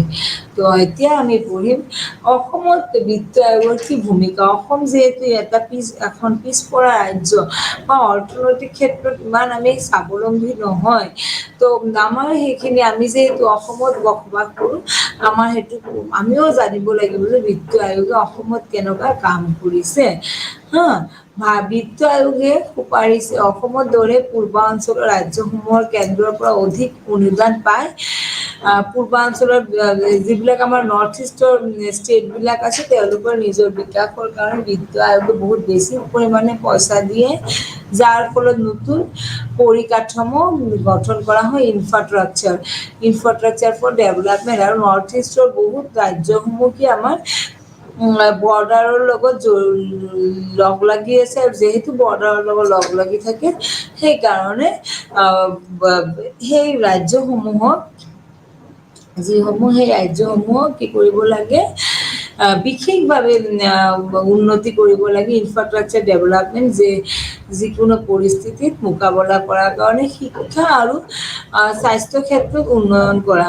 শিক্ষা আৰু স্বাস্থ্য ক্ষেত্ৰত কি কৰা হয়, বিশেষভাৱে উন্নয়ন কৰাৰ কাৰণে অসমত বিত্ত আয়োগে বিশেষ ভূমিকা গ্ৰহণ কৰে। অসমত বহুত শিক্ষাৰ ক্ষেত্ৰতো আমি অসমৰ মানুহ বহুত পিছ পৰি আছোঁ, আৰু বিত্ত আয়োগে যিটো মই কৈছোঁ, ইউনিভাৰ্চিটি, কলেজ, মডেল স্কুল, বিদ্যালয় এইবোৰ খোলাৰ কাৰণে বিশেষ অনুদান প্ৰদান কৰে। স্বাস্থ্য ক্ষেত্ৰতো আমাৰ স্বাস্থ্য ক্ষেত্ৰ মেডিকেল ফেচিলিটিজ বেলেগ ৰাজ্যৰ পৰা ইমান বেছি ভাল নহয়। আমাৰ অলপ বেমাৰ হ'লে আমি বাহিৰত গুচি যাওঁ, চেন্নাইত গুচি যাওঁ, বেলুৰত যাওঁ, হায়দৰাবাদত যাওঁ, কিহৰ কাৰণে, সেই ৰাজ্যত যিটো মেডিকেল ফেচিলিটি বহুত বেছি উন্নতি হৈছে। সেইকাৰণে কি কৰা হয়, অসমত যে এতিয়া আমাৰ অসমত বেমাৰ আজাৰ হ'লে মানুহসকলে যদি অসমতে ট্ৰিটমেণ্ট কৰিব পাৰে, তাৰ কাৰণে ব্যৱস্থা লয়। তাৰপিছত আছে গ্ৰাম্য উন্নতি আৰু কৃষি ক্ষেত্ৰ শক্তিশালী কৰা। গ্ৰাম্য উন্নতি, অসম যিহেতু এটা ৰুৰেল ষ্টেট বুলি কোৱা হয়, আৰু কৃষি ক্ষেত্ৰত যিটো আমাৰ কি হয়, কৃষি ক্ষেত্ৰত অধিক শক্তিশালী। আমি এটা এগ্ৰিকালচাৰ ষ্টেটত বসবাস কৰোঁ। এগ্ৰিকালচাৰ ষ্টেটত যেতিয়া আমি বসবাস কৰোঁ, তেতিয়া আমি কেতিয়াও এগ্ৰিকালচাৰ বা কৃষি বিকাশ নকৰিলে আমি বিকাশ কৰিব নোৱাৰিম। আৰু গ্ৰাম্য উন্নতি, যিটো ৰুৰেল ডেভেলপমেণ্ট, বা গ্ৰামীণ বিকাশৰ সেইটোৱে প্ৰয়োজন হয়। সেইকাৰণে য'ত অসমত তেতিয়াই মানে কি হ'ব, ৰেভিনিউ জেনেৰেট হ'ব। এতিয়া যদি গ্ৰাম অঞ্চলত যদি ৰাস্তা নাথাকে, কাৰেণ্ট নাথাকে, ইলেক্ট্ৰিচিটি নাথাকে, বা বিশেষ যিবিলাক টেকনলজি কৃষিৰ ক্ষেত্ৰত ব্যৱহাৰ কৰা নহয়, তেতিয়া তাৰে মানুহবিলাক যদি প্ৰডাকশ্যন কৰে, গ্ৰামৰ মানুহ যিটো ভিলেজ ইকনমি, গ্ৰাম্য অৰ্থনৈতিক, তেতিয়া কি হ'ব, সেইটো উন্নতি নহ'লে সেই বস্তুবিলাক প্ৰপাৰ মাৰ্কেট বা বজাৰ নাপাব, চহৰত আনি বিক্ৰী কৰিব লাগিব, তাৰ পৰা বাহিৰত যাব। সেইকাৰণে গ্ৰাম্য উন্নতি আৰু কৃষি ক্ষেত্ৰত শক্তিশালী হ'ব লাগিব। ৰাজ্যিক ফাইনেন্স কমিশ্যন বা seven Assam state finance commission, যিটো আমাৰ সপ্তম বিত্ত আয়োগ হৈছিল। 15 ফাইনেন্স কমিশ্যনৰ অধীনত যথেষ্ট বিত্ত পাইছে। RLB গ্ৰান্ট, টেক্স শ্বেয়াৰ তথা চেণ্ট্ৰেল টেক্স এলকেশ্যন বৃদ্ধি, 16তম FC উদ্ধাৰ লগাইছে। আছামত স্বত্বাধিকাৰ বৃদ্ধি নোহোৱা, বিত্তীয় সূত্ৰ প্ৰণয়ন, বিশেষতা জলবায়ু ডিজাষ্টাৰ হাতাহাতি, সীমান্ত প্ৰভাৱ বিবেচনা। সপ্তম আছাম ষ্টেট ফাইনেন্স কমিশ্যন স্থানীয় স্তৰে পঞ্চায়তৰ আৰু নগৰ প্ৰশাসন সমৰ্থন শক্তিশালী কৰিবৰ কাৰণে নিৰ্দিষ্ট চুপাৰিচৰ প্ৰস্তুতি চলাইছে। ৰাজ্যিক finance commission, 7 state finance commission, অসমৰ সপ্তম ৰাজ্যিক বিত্ত আয়োগ গঠন কৰা হৈছে 2 জুলাই 2024 তাৰিখে। চেয়াৰমেন আছিল লেফটেনেণ্ট জেনেৰেল ৰাণা প্ৰতাপ কলিতা। এই আয়োগে পঞ্চায়ত আৰু নগৰৰ যিবিলাক স্থানীয় সংস্থা, মিউনিচিপালিটিজ, বিত্তীয় সম্পদ ভাগ উন্নয়নৰ ক্ষমতা বৃদ্ধি ইত্যাদি গৱেষণা আৰু সুপাৰিশ দিছিল। আয়োগে 16 ডিচেম্বৰ 2014 প্ৰতিবেদন জমা দিছে। তাৰপিছত আগমনকাল 1 এপ্ৰিল 2025 এই সময়ত। আৰু এতিয়া যদি আমি উপসংহাৰ পঢ়িব যাওঁ, অৰ্থ আয়োগ বা বিত্তীয় আয়োগ ভাৰতীয় সংবিধানৰ এটা অতি গুৰুত্বপূৰ্ণ সংস্থা। এই সংস্থাই ৰাজ্য আৰু কেন্দ্ৰ চৰকাৰৰ মাজত ৰাজহুৱা ন্যায়সংগত বণ্টন সুনিশ্চিত কৰিবলৈ সহায় কৰে। অসমৰ দৰে যিটো উন্নত পিছপৰা যিটো আমাৰ ৰাজ্য আছে, এই আয়োগে বিশেষ সহায় কৰে, যেনে নিৰ্দিষ্ট অনুদান দিয়ে, অৱকাঠামোত উন্নয়ন কৰে, ৰাজহুৱা সমবৰ্তনৰ মাধ্যমে। আৰু অৰ্থ আয়োগে ভাৰতীয় সংঘীয় গঠন, ৰাজনৈতিক সাহিত্যৰ এক মুখ্য ভূমিকা পালন কৰে। তো এইখিনি আমাৰ ভূমিকা যদি হয় অৰ্থ আয়োগৰ বা বিত্তীয় আয়োগৰ ভূমিকা। এতিয়া তোমালোকৰ ছাত্ৰ ছাত্ৰীসকল, ইমানখিনি পঢ়োৱাৰ পিছত তোমালোকে চাগে বুজি পাইছা যে বিত্তীয় আয়োগৰ কিমান এটা ডাঙৰ ভূমিকা ভাৰতবৰ্ষত প্ৰয়োজন। আৰু বিত্তীয় আয়োগ নহ'লে চাগে যিমানখিনি উন্নতি ভাৰতবৰ্ষৰ হৈছে, তাৰ ইমানখিনি নহ'লেহেঁতেন।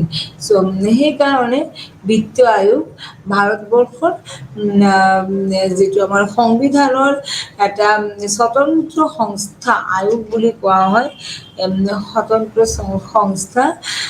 ফাইনেন্স কমিশ্যন আৰু ফাইনেন্স কমিশ্যনৰ গণতান্ত্ৰিক ৰাষ্ট্ৰত অতি প্ৰয়োজন হয়।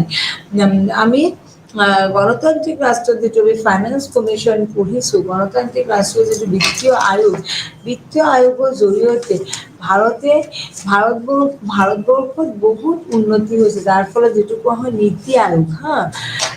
ফাইনেন্স কমিশ্যনৰ পিছত আহিলে নীতি আয়োগ যিটো পঞ্চবাৰ্ষিক পৰিকল্পনা। বিত্ত আয়োগৰ জৰিয়তে পঞ্চবাৰ্ষিক পৰিকল্পনাৰ কথা চিন্তা কৰা হয়। 1950 চনতে সেই পঞ্চবাৰ্ষিক পৰিকল্পনাৰ যিটো আমাৰ সংস্থা গঠন কৰা হয়, ইনষ্টিটিউশ্যন। এতিয়া আমি জানো নীতি আয়োগৰ সম্পূৰ্ণ অৰ্থটো হ'ল national institution for transforming India. ভাৰতবৰ্ষক কি কৰিব লাগিব? ট্ৰান্সফৰ্ম কৰিব লাগিব। যিহেতু ট্ৰান্সফৰ্ম মানে পৰিৱৰ্তন কৰিব লাগিব। আন্তঃৰাষ্ট্ৰীয় ক্ষেত্ৰত ভাৰতবৰ্ষৰ অৰ্থনৈতিকভাৱে কি কৰিব লাগিব?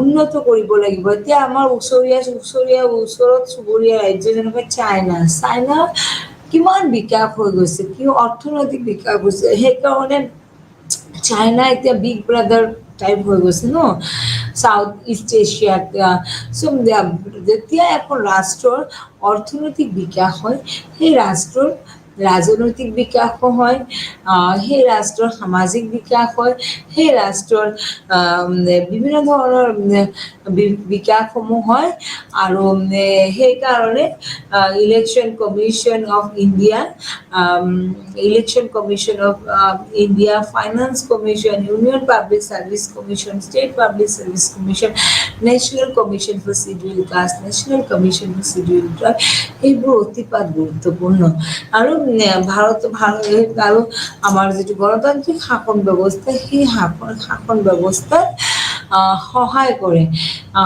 আৰু মই কৈছোঁ 5 বছৰৰ কাৰণে তেওঁলোকক নিযুক্তি দিয়া হয় আৰু কেন্দ্ৰ আৰু আমি পঢ়িছিলোঁ যে ফাইনেন্স কমিশ্যনৰ যিটো কাৰ্য কেন্দ্ৰ ৰাজ্যৰ মাজত যিটো বিতৰণৰ সুপাৰিশ কৰা বিভিন্ন ৰাজ্যৰ মাজত অনুদান কেনেকৈ বণ্টন কৰা হয় তাৰ পৰামৰ্শ দিয়া ৰাজ্যসমূহৰ বিত্তীয় অৱস্থা বিবেচনা কৰি ৰাজ্যসমূহৰ অনুদান পৰামৰ্শ দিয়া আৰু কোনো নতুন কৰ আৰোপৰ ক্ষেত্ৰত কেন্দ্ৰীয় চৰকাৰৰ বিষয়ে বুজোৱা সেইখিনি হ'ল আমাৰ বিত্ত আয়োগৰ মূল কাৰ্য তোমালোকৰ যদি পৰীক্ষাত আহে ছাত্ৰ ছাত্ৰীসকল বিত্ত আয়োগৰ মূল কাৰ্য কি তেতিয়া তোমালোকে লিখিবা কেন্দ্ৰ আৰু ৰাজ্যৰ মাজত যিটো আমাৰ ৰাজস্ব টেক্স ৰেভিনিউ সেইখিনি সমানভাৱে বিতৰণ কৰা কেতিয়াবা কোৱা হয় যে কোনো ৰাজ্যই অপোজ কৰে যে আমাক ষ্টেপ মাদাৰৰ চকুৰে চোৱা হয় আমাক বিকাশৰ কাৰণে পইচা দিয়া নহয় আমাৰ উন্নতিৰ কাৰণে আমাক কাম নকৰে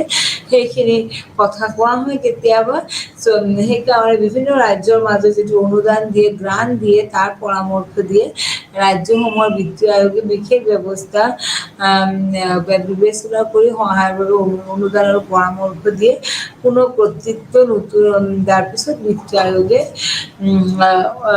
বিত্ত আয়োগৰ আমি যদি ৰচনা বুলি জানো তেতিয়া আমাৰ বিত্ত আয়োগৰ এজন ব্যক্তি উচ্চ ন্যায়ালয়ৰ ন্যায়াধীশ হিচাপে নিযুক্তি দিয়াৰ বাবে আছে আৰু যোগ্য হয় বিত্তীয় আৰু একাউণ্টৰ বিষয়ে কি থাকিব লাগিব দক্ষতা থাকিব লাগিব আৰু গভীৰ এজন প্ৰশাসক থাকিব লাগিব আৰু অৰ্থনৈতিক দক্ষতা থাকিব লাগিব ইকনমিক এক্সপিৰিয়েঞ্চ ইকনমিক্স নলেজ থাকিব লাগিব বিত্ত আয়োগৰ সদস্যসকলক তাৰ উপৰি বিত্ত আয়োগৰ যিটো আমি কাৰ্যসমূহ পঢ়িছিলোঁ যেনেকুৱা ইউনিয়নৰ আৰু ৰাজ্যসমূহৰ মাজত মুঠ উপাৰ্জনৰ বিতৰণ কৰা ৰাজহুৱা আৰু সংশ্লিষ্ট শ্বেয়াৰৰ ৰাজ্যসমূহৰ মাজত আৱৰ্তনৰ এনে উপাৰ্জনৰ এনে কৰাৰ দ্বাৰা ই মাজত উলম্ব ভাৰসাম্যহীনতা পুনৰ পৰিধান কৰে কেন্দ্ৰ আৰু ৰাজ্যসমূহৰ কৰ ক্ষমতা ব্যয়ৰ দায়িত্ব ক্ৰমান্বয়ে ৰাজ্যসমূহৰ সকলো ৰাজহুৱা সেৱাৰ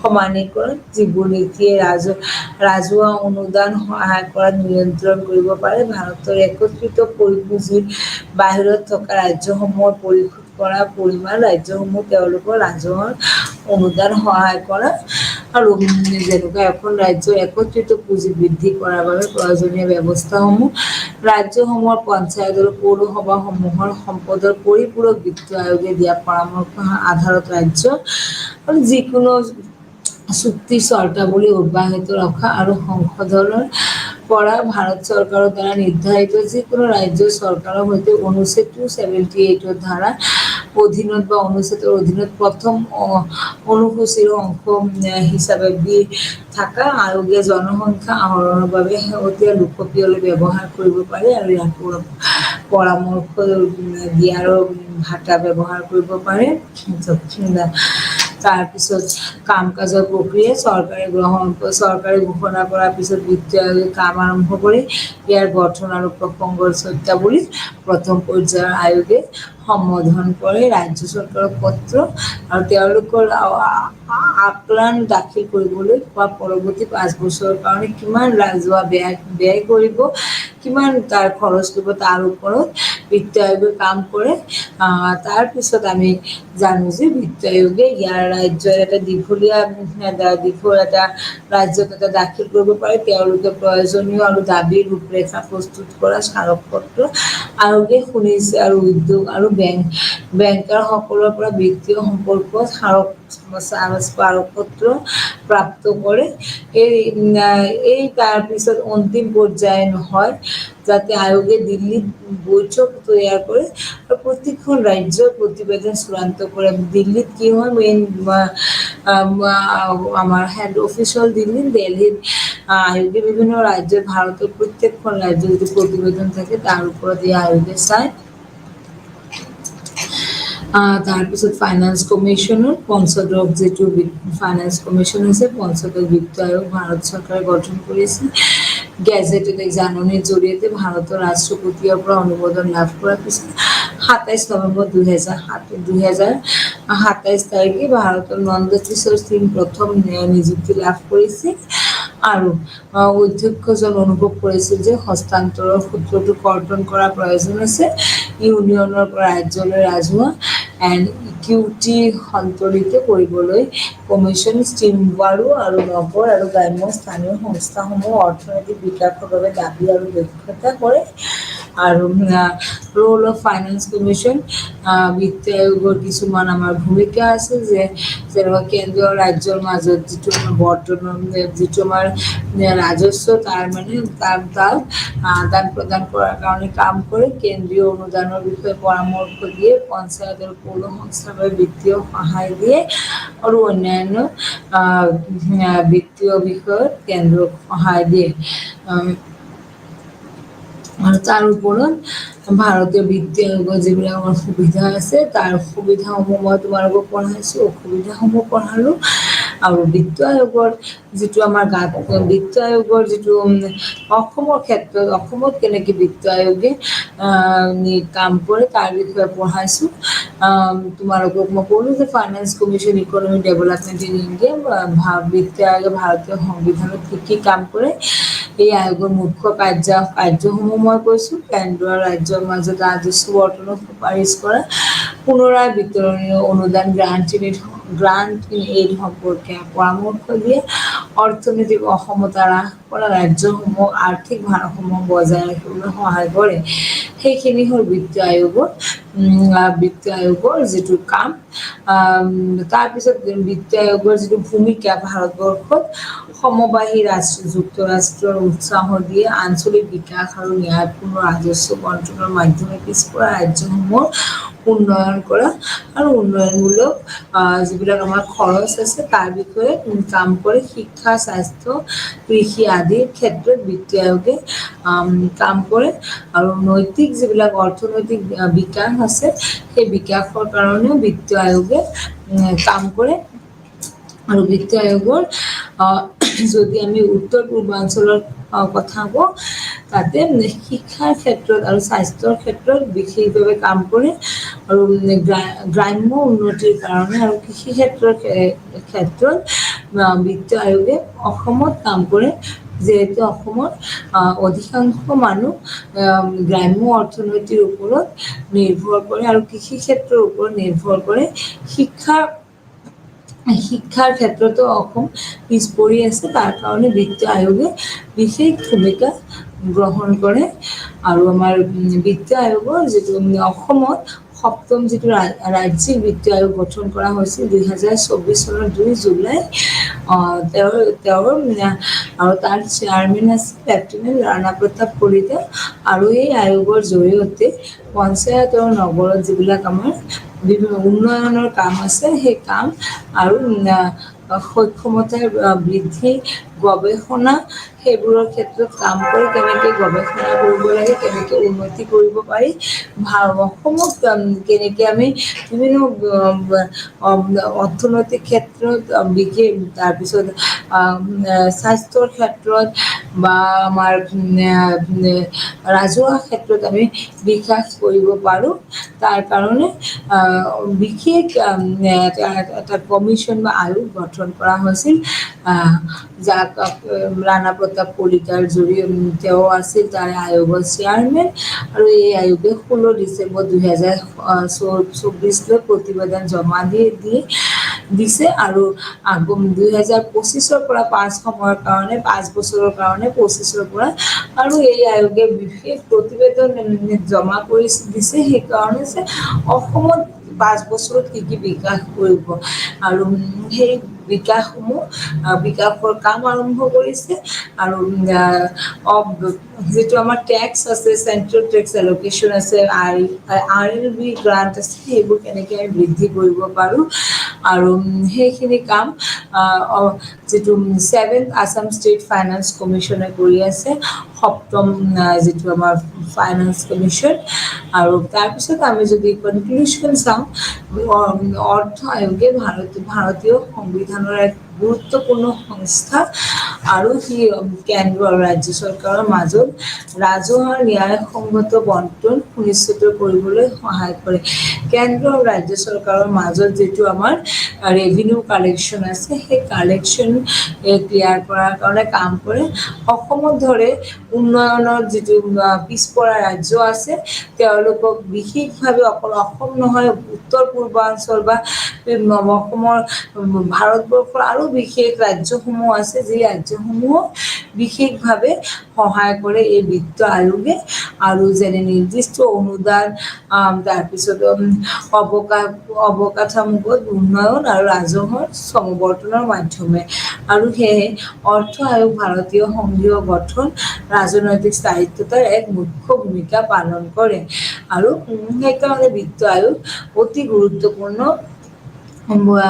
ভাৰতীয় সংবিধানত আৰু ভাৰতীয় সংবিধানৰ অৰ্থনৈতিক উন্নয়নৰ কাৰণে বিত্ত আয়োগে আমাৰ যিটো প্লেনিং কমিশ্যন আছে পঞ্চবাৰ্ষিক পৰিকল্পনাটো বিশেষ ভূমিকা পালন কৰে আৰু অৰ্থ আয়োগ যিটো ভাৰতীয় যিটো আমাৰ সংঘীয় গঠন আৰু ৰাজনৈতিক যিটো স্থায়িত্বতা এক মুখ্য ভূমিকা পালন কৰে ৰাজনৈতিক স্থায়িত্বতা বুলি ক'লে যিটো পলিটিকেল ষ্টেবিলিটি অৰ্থনৈতিক ক্ষেত্ৰত যদি পিছপৰি অসুবিধাৰ সন্মুখীন হয় তেতিয়াই কি হয় পলিটিকেল ইনষ্টেবিলিটি হয় যিটো শ্ৰীলংকাত হৈছে শ্ৰীলংকাত ইকনমিক ইমাৰ্জেঞ্চি হৈছে বাংলাদেশত হৈছে ইকনমিক ইমাৰ্জেঞ্চি হৈছে ইকনমিক ইমাৰ্জেঞ্চি হ'লে কি হয় যিটো পলিটিকেল ষ্টেবিলিটি নোহোৱা হৈ যায় আৰু এখন ৰাষ্ট্ৰৰ পাকিস্তানত হৈছে ইকনমিক ইমাৰ্জেঞ্চি এখন ৰাষ্ট্ৰৰ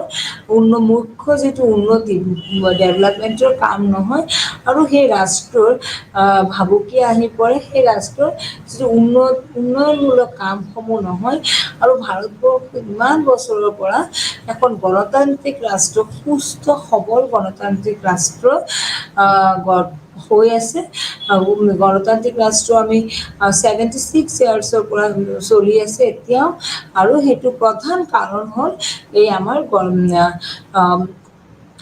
economic development economic stability economic যদি ষ্টেবিলিটি নাথাকিলেহেঁতেন কেতিয়াও আমি এখন সুস্থ সবল গণতান্ত্ৰিক ৰাষ্ট্ৰত বসবাস কৰিবলৈ নোৱাৰিলোহেঁতেন ৰাজ্য আৰু কেন্দ্ৰীয় চৰকাৰৰ মাজত যিবিলাক ন্যায়সংগত বণ্টন আছে ন্যায় আৰু বিত্ত আয়োগৰ কাৰণে যিটো ইনইকুৱেলিটি কেন্দ্ৰ আৰু ৰাজ্য চৰকাৰৰ মাজত অসমতাৰ সৃষ্টি হোৱা নাই আৰু এই অসমতাৰ সৃষ্টি নোহোৱাৰ কাৰণে কেন্দ্ৰ আৰু ৰাজ্যৰ মাজত বুজাবুজিৰ মাজত কাম কৰিব পাৰিছে আৰু অসমৰ দৰে যিবিলাক উন্নয়নশীল মই আগতে বছৰ পিছপৰা শ্ৰেণীৰ ৰাজ্যসমূহো কাম কৰি আহি আছে আৰু যিটো আমাৰ ৰাজহুৱা ৰেভিনিউ যিটো কালেকশ্যন হয় কেন্দ্ৰ আৰু ৰাজ্যৰ মাজত সমানে ভগাই দিব পাৰিছে আৰু বিত্ত আয়োগ ভাৰতীয় সংবিধানত এক বিশেষ ভূমিকা পালন কৰি আহি আছে আৰু